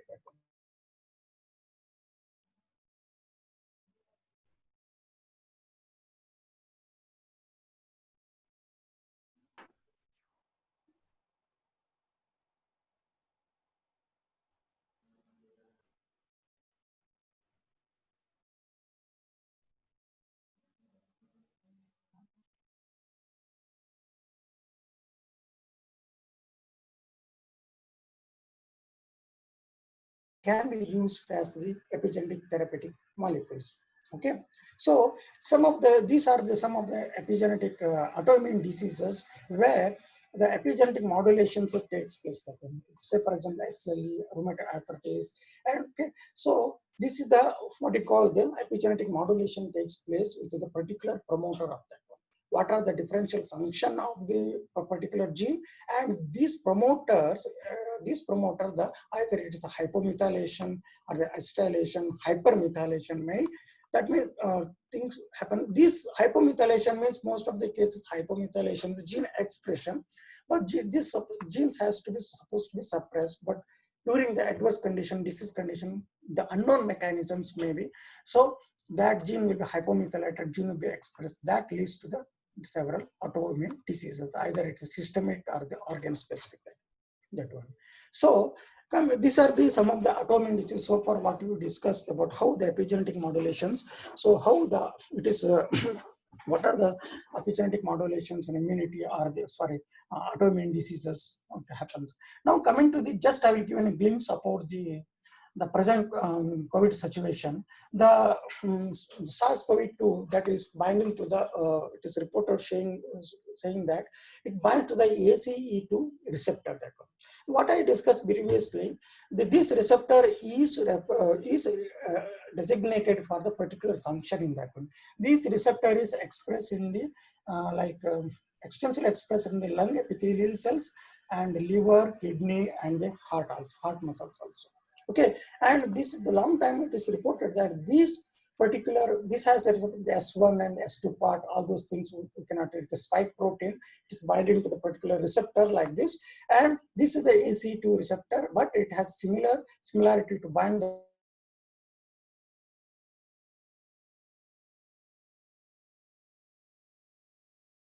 binds. How here I'm not discussing about any other part of that one, whatever the pathology, but this ACE2 gene activity is epigenetically regulated by the methylation.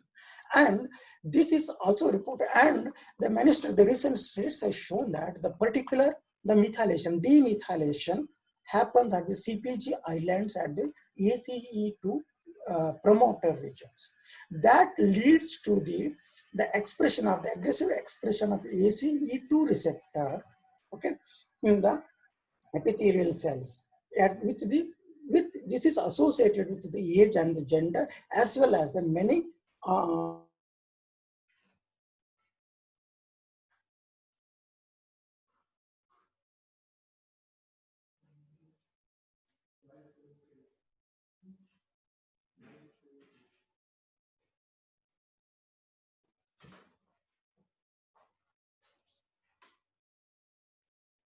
so that they have a highest maximum expression of that one, so that this virus can get the higher receptor to bind the epithelial cells to start its function.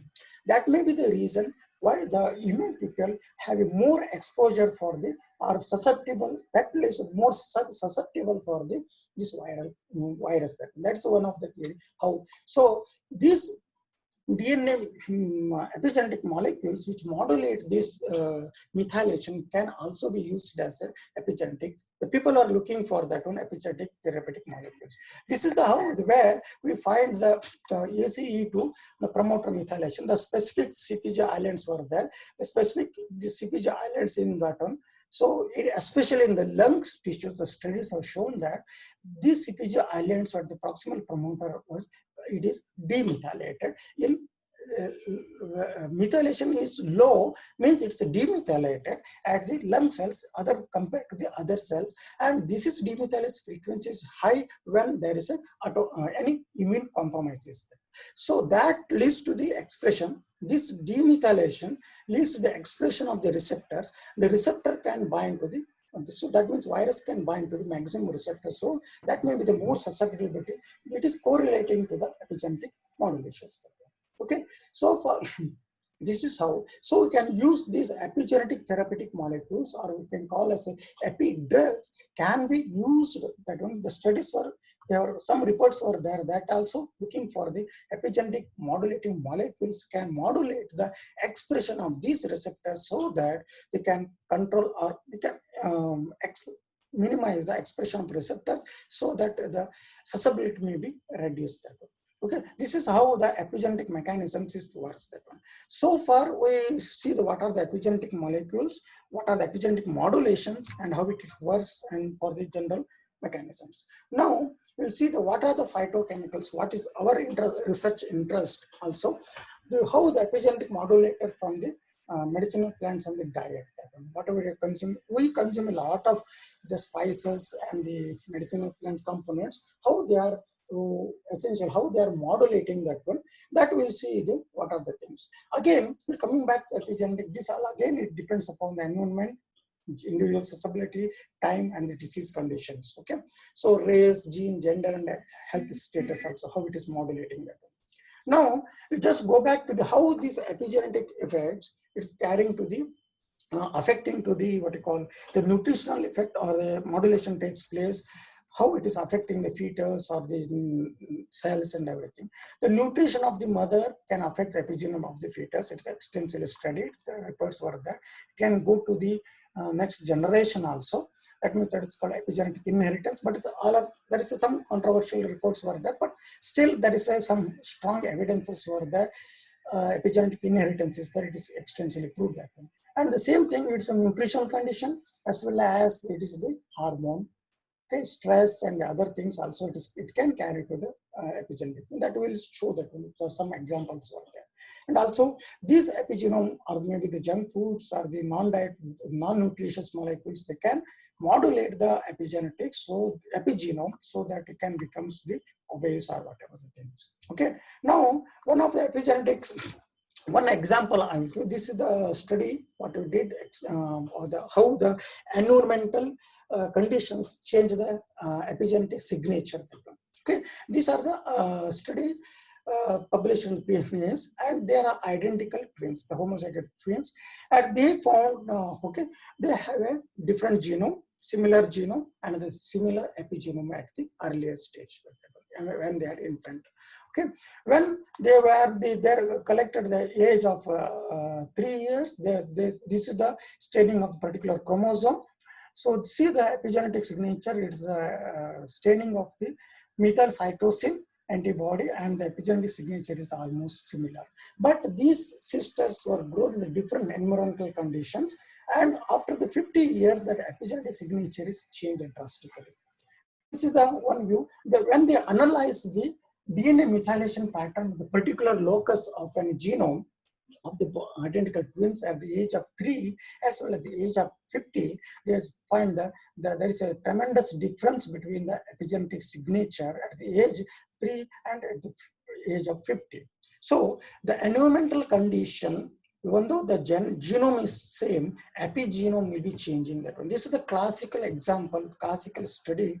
It shows how the environmental factors, our lifestyle, our thinking, our stress, whatever the food, nutrition, all the day-to-day factors are affecting the modulation of the epigenetic. That in turn leads to the health and the longevity and the disease conditions. The other best example is the Agouti twin sisters. That one. This is the normal mouse. It's the gray hair and that one. And this mouse was continuously fed with the phytoestrogens, genistins, and that one. So this mouse causes when they continuously fed that one, in early age only they express the gene which is responsible for the obesity. That one. That it becomes obese with the continuous diet. That one. And when they went back and checked what is the epigenetic thing, that one, then they did in the normal, that means normal diet, this obese gene is completely methylated. There is no gene expression, there is no transcription. That means it's normal diet. When the diet is changed with the phytoestrogens or the obese diet, so the gene is completely demethylated. That in particular same gene, the locus is completely, promoter region is completely demethylated. That leads to the expression of the particular gene. So that causes the what you call the obesity.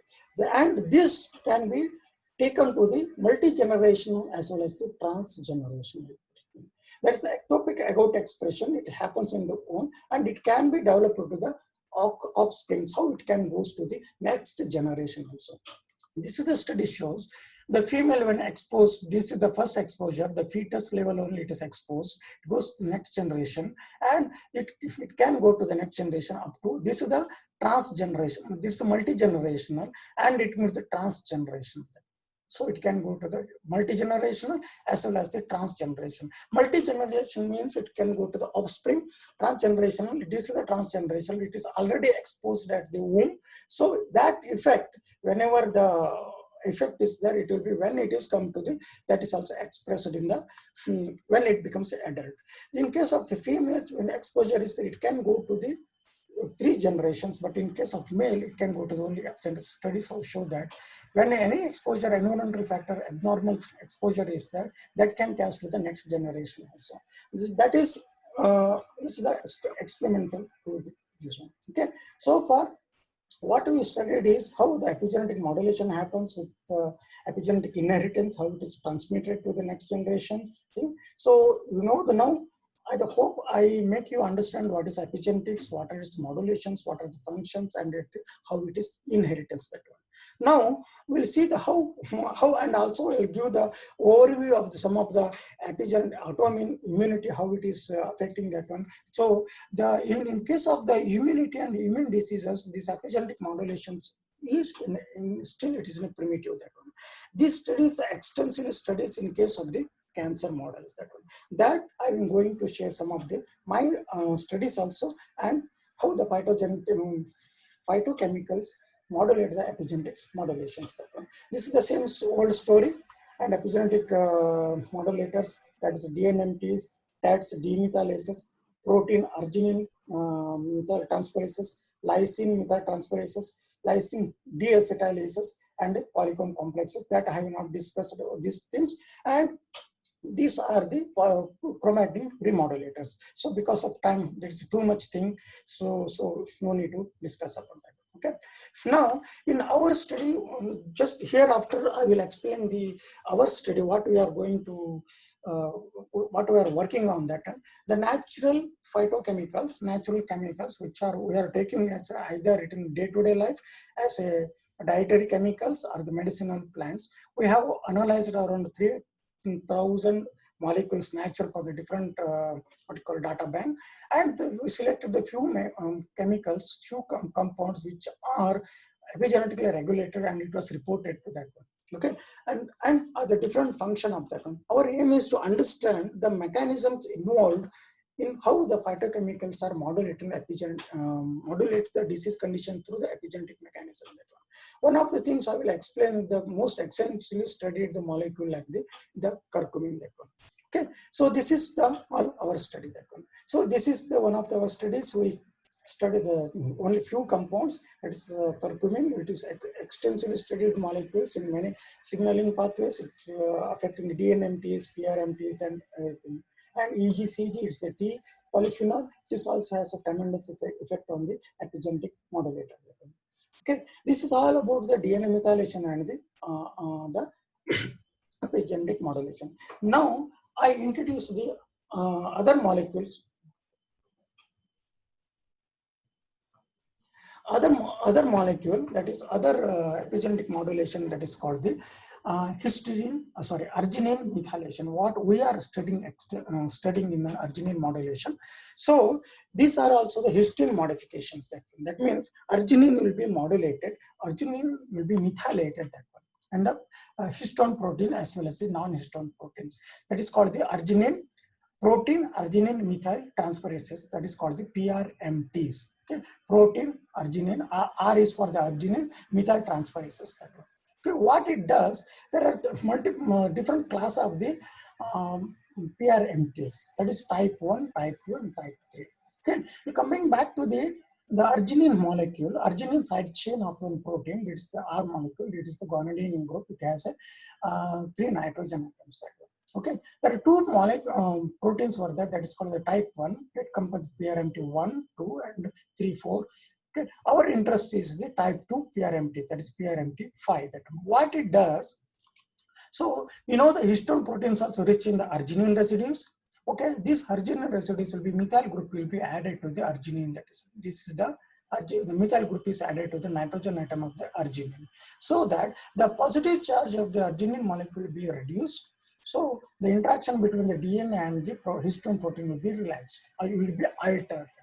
That may either it is repressive or the suppressive, so expressive signature for gene expression. This is the 2 methyl groups were added to the same nitrogen. That is called the asymmetric methylation. That is called the asymmetric dimethylation, asymmetric ADMA. Okay, now come to the other one, whatever our interest is, the type 2 PRMTs. It adds the 2 methyl group symmetrically to the 2 nitrogen atoms of the guanidine group. This particular signature, that is the symmetric dimethyl arginine. So the type 3, it is adds only the 1 methyl group to that. Okay, this is the enzyme to modulate the histone function as well as the non-histone proteins and alter the functions of the histones. And coming back to the what are the how these proteins were activated or deactivated, our interest is only we are discussed only the PRMT5. So it is get activated by the different signaling pathways like protein kinase. In our one study, it will the activity will be going down in presence of protein kinase C. So that we're going to see, and what are the other functions of that one. So, and one more important thing what we have to consider here, this PRMT5 is involved in the many the biological functions that one. That SM protein methylation, it modulates the functions. It is by the RNA biogenesis, ribosomal biogenesis, and it is not alone acting at all. It is always associated with the other proteins like MF50, methylosome protein 50, RICO1, and PIC. Many proteins are associated. It acts as a multi-protein complex around the chromatin. So this multi-protein complex causes the chromatin suppression or the okay. Now coming to the epigenetic modulation or the different functional aspects of the PRMT5. So what I said, this PRMT5, this consider here, this causes the two things, H3R2 symmetrical dimethylation. That means R2, arginine 2 of H3 is methylated, symmetrically methylated. This is the activation pattern. In the previous slide, I have shown the particular modification has signified, it has a particular function, it has a particular signature. That means when this is modified, H3 is modified R2 position, the transcription takes place. On the other way, when H4R3 symmetrical methylation, it is a repression takes place. It is extensively studied in case of the cancer model, where also our study also showed that H4R3 modulations causes the cancer cell death. And in immunology, these are the other functions how we're not going to discuss about. And this in the immunological functions also, PRMT5 is very have been shown that one. PRMT5, this FOX3 is very much essential for the T cell function, that regulatory T cell function after the antigen presenting and further extension that one.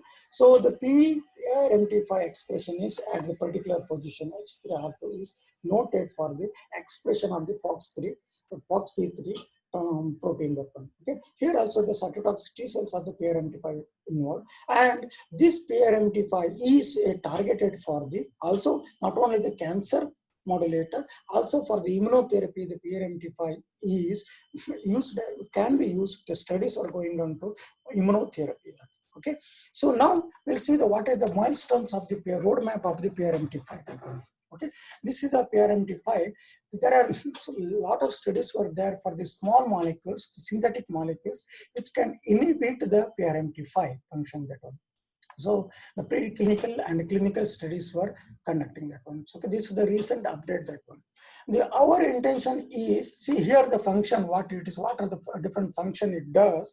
The PRMT5, what I discussed, H4R3 methylation of symmetrical PRMT5, it's a gene repression, gene will be repressed and it recruits the DNMT.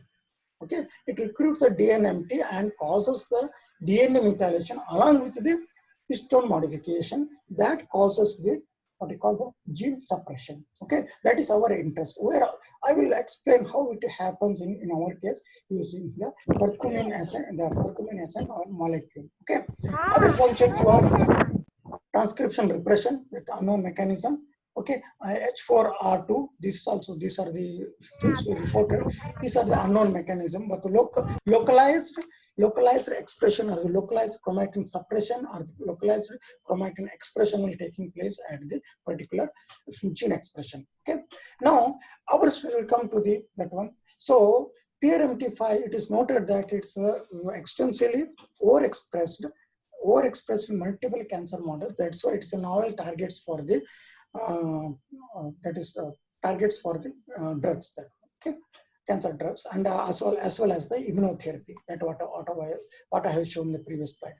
In our study, we have used many compounds in the epigenetic studies. So I am showing only this compound, which is extensively studied. It's a very common compound. It's the curcumin.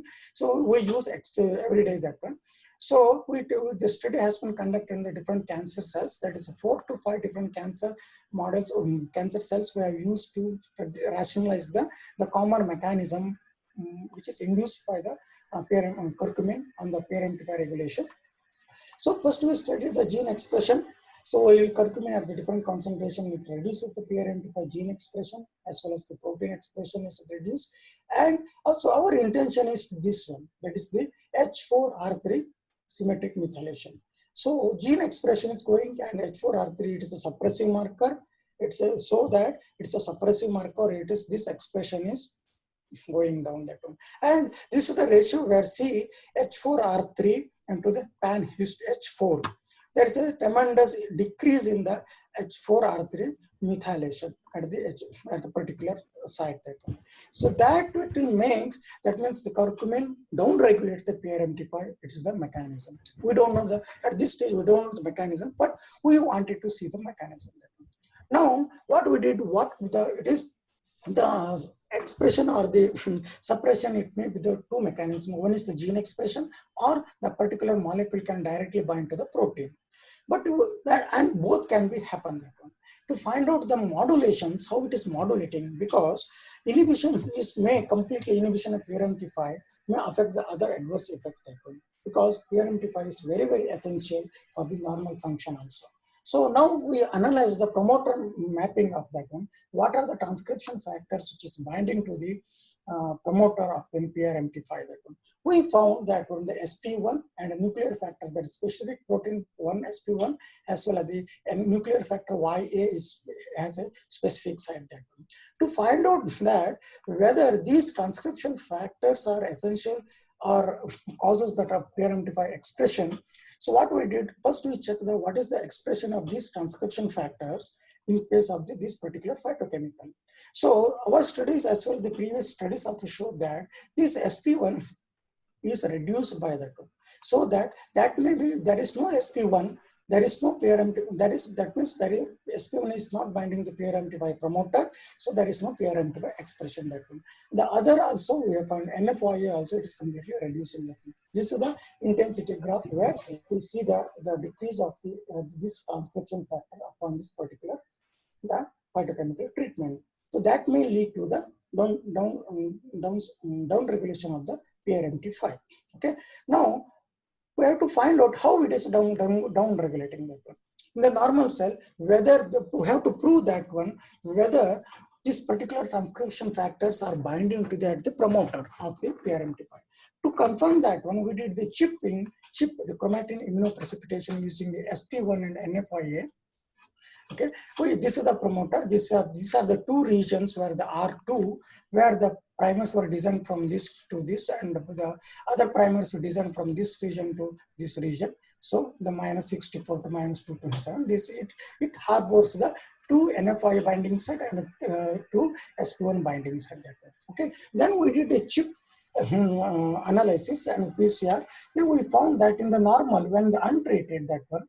Okay, when the treatment is not there, there is a recruitment of the SP1 at the site 2, the region 2, this region 2, there is a region 2, there is only one SP1 binding site is there, there's a recruitment is there. In region 2, there is no NFIA binding site, that's why we are not seeing any NFIA recruitment.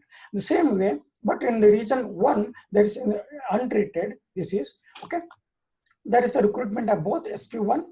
There are SP1, region 2, this one and this one. There is a recruitment is there, and NFI also there is a recruitment is there.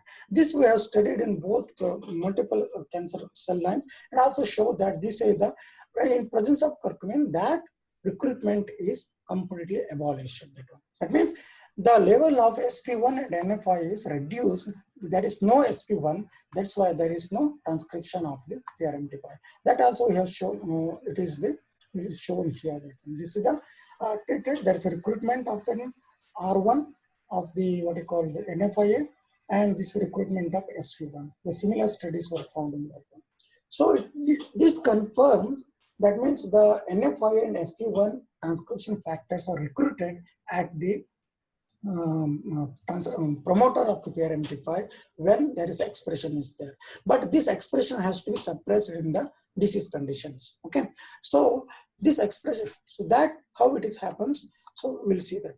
Before that one, what we do, how this SP1 and NFI is down regulated. There may be the different signaling mechanism. So what we did, we did some of the signaling analysis, that one, which the curcumin, the PKC activity with PKC activities increased, and then we use the PKC activator, the PKC delta and alpha activator, that is called the rotorlin and G6976, and the activator is the TPA 4-bol ester. It activates the PKC. See here this data. So curcumin, again the PRMT5 is completely gone. And the rotorlin, it's a PKC inhibitor. When the PKC is inhibiting, the PRMT5 level is increasing. Okay. When the TPA is, the PKC is when inhibiting, this level is increasing. When a TPA is added, the third line, when the TPA is added, that means PKC is activated here and the PRMT5 is going down. That means it clearly demonstrates that the PKC activation down regulates that one. So we want to check whether what are the downstream time. This happens in the same, and the other also. This is a rotorlin is the PKC delta inhibitor, and 6976 is the PKC alpha inhibitor. In the same cases, it happens in the same in the multiple models, that one. So that means the PKC is negatively regulates the PRMT5. So we don't know what are the intermediates, that one. Either it's through the SP1 or NFIA1. So we wanted to check that one. For that purpose, we check the what are the downstream signaling molecules of the PKC, that the ERK, P38, FOS thing. The FOS is increased here, and we conclude using the ERK inhibitor and the P38 inhibitor, we confirm that one. The MAP kinase mediated downregulation is the SP1. SP1 is increases, but the other molecule, the NFIA1, is not significantly shown any result about the PRMT5 regulation. That means the PKC downregulates, or the MAPK downregulates via PKC through the SP1, but the NFIA1 significantly is not shown. That one. To find out to that result whether this SP1 is also involved in that one, we check the another signaling pathway, that's AKT mTOR pathway. So that is, reports are showing that the curcumin is this particular compound is inhibiting the AKT phosphorylation. We also found that same results. The AKT phosphorylation is downregulated. That phosphorylation is vanished completely in presence of that one. And the same thing we have studied with and without the AKC activator and the inhibitor. We found that the AKC activator, it increases the PRMT5. That means the proliferative signaling pathway, it increases the PRMT5 expression as when they inhibit that one, and that stood through the NFIA and SP1. So this particular molecule activates the multiple, it is a known fact that it activates the multiple signaling pathways, and in this particular case it activates both, it is affecting on the both mTOR as well as the PKC and the MAP kinase, and regulating the NFIA and SP1, it may downregulate the PRMT5. That means we can conclude here that on this particularly this stage, we can say that AKT and mTOR, it reduces the NFI and SP1 so that it cannot bind to the promoter of the, what you call this PRMT5 promoter. There is no transcription in that way. But how this epigenetically modulated? That means in the normal condition. So it happens in a disease condition. Okay. So this is the PRMT5. In disease condition, PRMT5 is overexpressed. When the PRMT5 is overexpressed, there is an increased H3, H4R3 methylation. So we wanted to find that, we also show that this H4R3 methylation, PRMT5, so it increases whether this PRMT5, this recruits the DNMT or not. Okay. TNMT. So this is our condition that we are targeting for check PRMT5 modification at a particular locus at the downstream signaling molecules at the promoter level. Does it recruits that one in presence of this particular phytochemical, that one. Before going to the actual this one, then we check the DNMT expression of using this one in multiple cancer models, that one. So it down regulates that one. That means in normal condition, that is increased DNMT expression, and it's the relative expression of the, what you call DNMT, gene expression, protein expression, and the global hypomethylation also. Okay, this is the global hypomethylation in A431, 549, and 67 and HeLa. So it is reduces the DNA methylation level, and because of there is a decreased level of the DNMTs, or DNMT3 and 3B, DNMT1 also. That may be the reason. We don't know the mechanism how DNMT is regulated. That is not our goal, that one. Here our objective is H3K24, H4R3 methylation also coming down in presence of this particular, and DNMT level also is coming down. To check that one, what could be the downstream signaling molecule, that one, where this particular that is signature, epigenetic signature, it is happening. It may target to the multiple the targets like that. We have taken, then we started off checking that one, because the PRMT5 is overexpressed in the hyperproliferative signaling things, that when the cells are hyperproliferative, that one, and immunomodulation also. So we wanted to check what is the effect of this one on the cell cycle, that one. So to study complete cell cycle regulator, it's very complex. To understand the mechanism, we selected the P21, which is the cyclase inhibitor, which regulates the what we call cell cycle.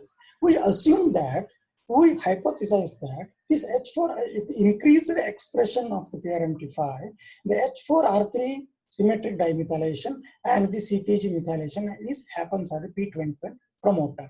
That's why P21 is suppressed. So there is no the control on the cell cycle, the more proliferation takes place.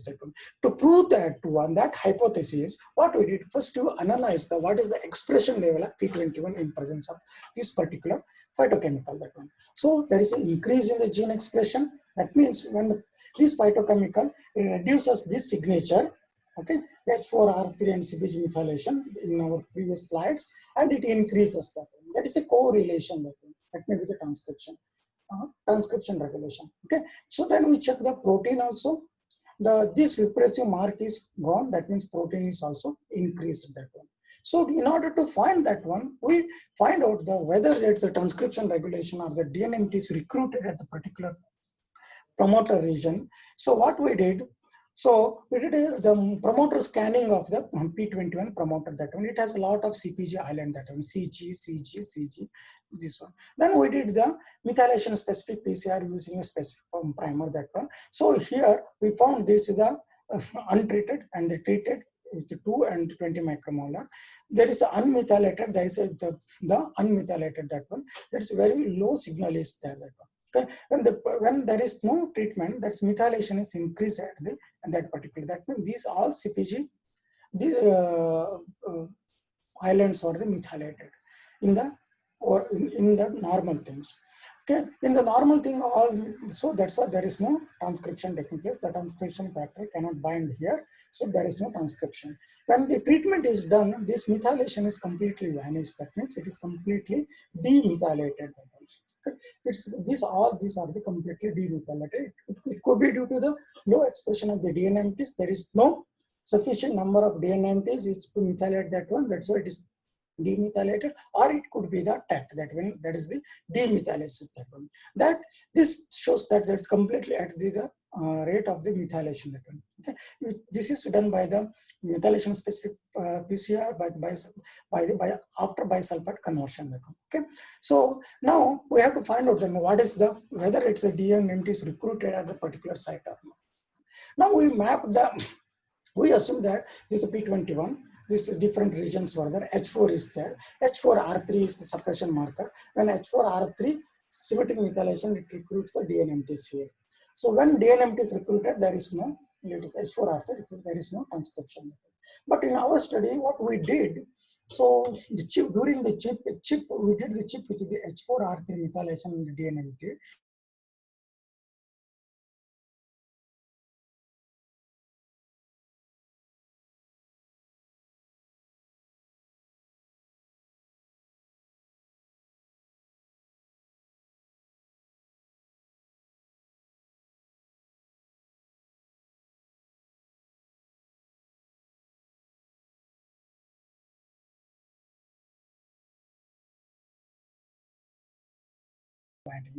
Now we did the promoter mapping of the P21.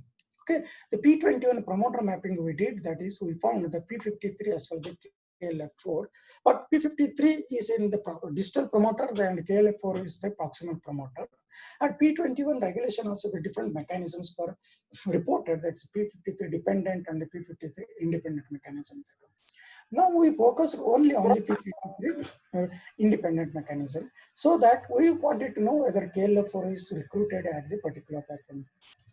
Before, when the chromatin open, we assume that when the chromatin open by the demethylation of the both the H4R3 symmetric methylation of the PRMT5 as well as the DNMTs. So chromatin is open, we assume that KLF4 is binding at that particular site. To check, before check that one, we find out what is the expression level of the KLF4 upon this phytochemical treatment. So as we expected, the results were encouraging. The KLF4 level is increased and P53 also increased. Okay. Now we did the chip sequence and chip of the using the KLF4 antibody. Okay, KLF4 antibody show that this is the whole chip of the different cell lines. That is okay. Now it will show this is actually the gist of the particular this slide. So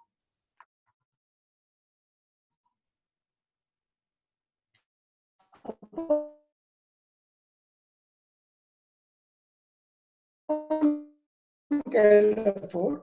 So when the what you call no treatment, there is no sites for the KLF4 to bind that one, because all these sites were occupied by the H4R3 and the DNMTs. When the there was signature is completely gone, so that the chromatin is open and it is made the place to bind the KLF, showing that KLF binding because the enrichment is there in that particular region. Okay. So that causes the transcription of the what you call P21. That means in conclusion of this particular study, what you say, with this particular compound, without this particular compound, there's abundant number of PRMT5, okay, abundant number of DNMTs. Okay, so that is causes the H4R3 methylation, and this H4R3 methylation recruits the DNMTs, and the DNMTs methylate the CPC island. So there is no transcription factor can bind at the P21 promoter. There is no transcription of the P21, though that is the abnormal proliferation will takes place there. In case of this is the how it is happening. In case of the with this particular compound, it reduces the PRMT5 with no, we don't know the mechanism how, and it occurs to signaling mechanism also, and it lowers the DNMT also. So lowering of the PRMT5, lowering of the DNMTs, it reduces the repressive signature at the particular P21 promoter. So that and same time this particular compound it increases KLF4 molecule. So KLF4 can access the promoter regions of the P21. So that transcription can be takes place there. So this is the possible mechanism how the phytochemicals can modulate the different cellular mechanisms and collectively suppresses signature and activate the particular downstream target molecule. So this is how our story how this particular phytochemical modulates the epigenetic signature at the chromatin level and express the particular downstream signaling molecules. This is the how. In general, what you say that many molecules were in literature, it has showed that in general conclusion, the many molecules in our own study, EGCG, curcumin, or the resveratrol show that they can modulate the different cellular downstream signature or differentially modulate the chromatin. Through modulation, they can maintain the gene expression or suppress the gene expression so that we can maintain the health and diseases. So the phytochemicals can be, as it's a natural molecule, they can modulate these all signaling and complex signaling molecules, complex signaling mechanism as well as the epigenetic thing. These epigenetic modulators can be used as a therapeutic molecules for several human diseases in several epigenetic dysregulation mechanisms. Okay, that I think I will conclude here that one. Okay, this is the light side. Okay, these are the studies done by most of the studies done by the Vijay Chatterjee. What I showed, I acknowledge all this my graduate student as well as the financial support by the SIR, KSTC, and CSR. Thank you very much for this. Hello. Hello, Santhosh sir. Yeah. Thank you so much for an extensive view, and then the very informative session about epigenetics, the epigenetic modulations, the environment triggers that has been attributing the change in the genetic appearance of an individual, and then the immunomodulations related to epigenetics. So we have few questions from the participants of the webinar series. So I'm going to ask the questions in behalf of them, and then we are going to exchange those questions. The first one I'm is, happy. yeah, how diet and social interactions relate to epigenetics? How diet? Yeah, diet is very important for the epigenetic modulations. So this is, we know it from the ancient days also, though no. So diet is supplies of the active factors for the modulations. Say for example, the folic acid, what you given in the diet. So we know that the pregnant woman is highly given the dose of different dose folic acids.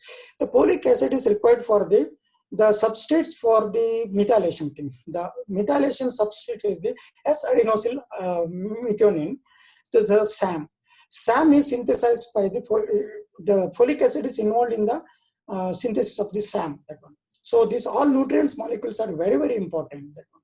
So the low concentration of the substrates which adds for the methylation, that definitely cause the misregulation of the epigenetic modulation. The nutrient molecules are very essential. So even that other social interactions also, no? Yeah. Social interactions means how we are interactions. See the interactions, whatever the things, it's a biochemical signaling things. Whatever we see, there will be hormone signaling or whatever we see in the eyes, that is through the signaling mechanism. Okay, all these modulators or thing, they also they do the epigenetic modulation in a very minute time. So that interaction matters a lot. Through this study has been proved that one. Even the day-to-day exercise, which one know, because exercise this acetylation, for the acetylation, the acetyl group is getting from the glycolysis, that one, that is the citric acid cycle by acetyl CoA. For acetylation is done by the acetyl CoA. That acetyl CoA is required for the acetylation of the histones, which is the activation marker. That it comes on through the citric acid cycle or the glycolysis. So all this metabolic flux is very important. That are the major source for the methylation and as well as the acetylation. Okay, thank you. The second one we have is, so he is stating that why only was cytosine is more prone to methylation compared to other amino acids. No, cytosine is a DNA methylation. Yeah, DNA methylation. No, cytosine is the extension. The other methylation is there also. The adenine methylation is also there. This is the extensively methylated. Why means this is the what you call CG region. It is maybe why it is a very difficult question to answer that one. It is methylating to find out the what you call to block the promoter binding center. Okay. The next one is, how do we select the drugs to induce or suppress the epigenetic effect? Can the drugs modulate or can improve the epigenetic modulation?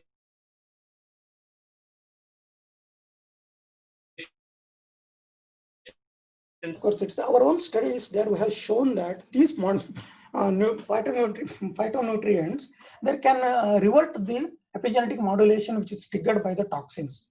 That it's possible. There are studies were there. That is, in animal studies were there. They can modulate the what you call the epigenetic modulations triggered by the toxins. So these epigenetic modulator drugs, especially small molecules, they are in the market also. DNMT inhibitors, HDAC inhibitors, HAT inhibitors, they are in the market. They are in use. Epigenetic drugs are. And there is an interesting questions from here. So there are many who had asked this kind of questions. How do you correlate this eukaryotic gene regulation with the prokaryotes? Through the epigenetic mechanism, you say? Yeah. So how do you correlate the gene regulation of eukaryotes with the prokaryotes? So especially from mammalian to the bacteria. So the So how first, can we correlate the gene regulations? no, gene regulation here, this is the, you go to the genome, complete genome. Where are the, in prokaryotes, is there any introns? Exons? No. No. Here also, these exons also get methylated, that one. See, exons are extensively methylated.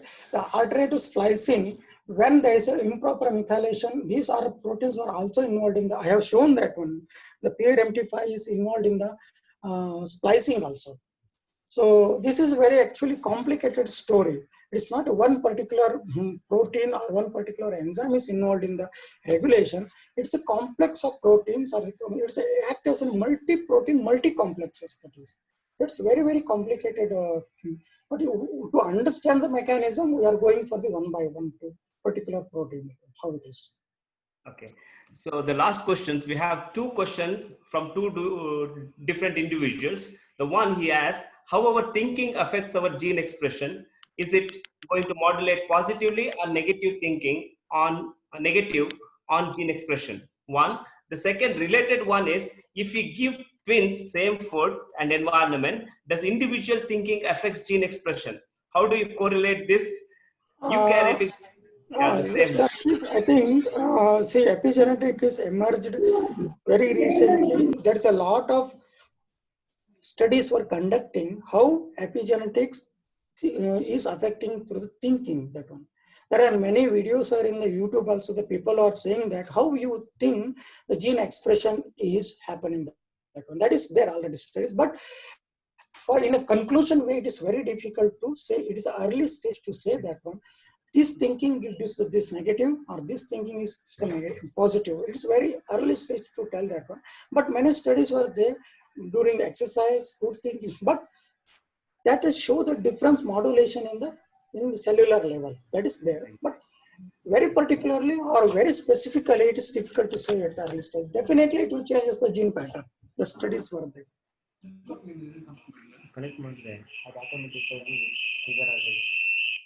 Okay.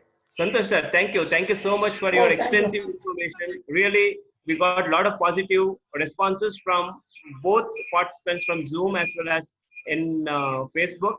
And thanks for giving us your time and your energy in delivering this excellent talk. So thank you so much. Thank you. And thank you very much. We are going to end these sessions with remarkable thanks for the extensive thought. Thank you so much. Pramod. Thank you very much. Okay. Thank you very much. Thank you, sir. Thank you, sir. Thank you. Thank you very much. Thank you, sir.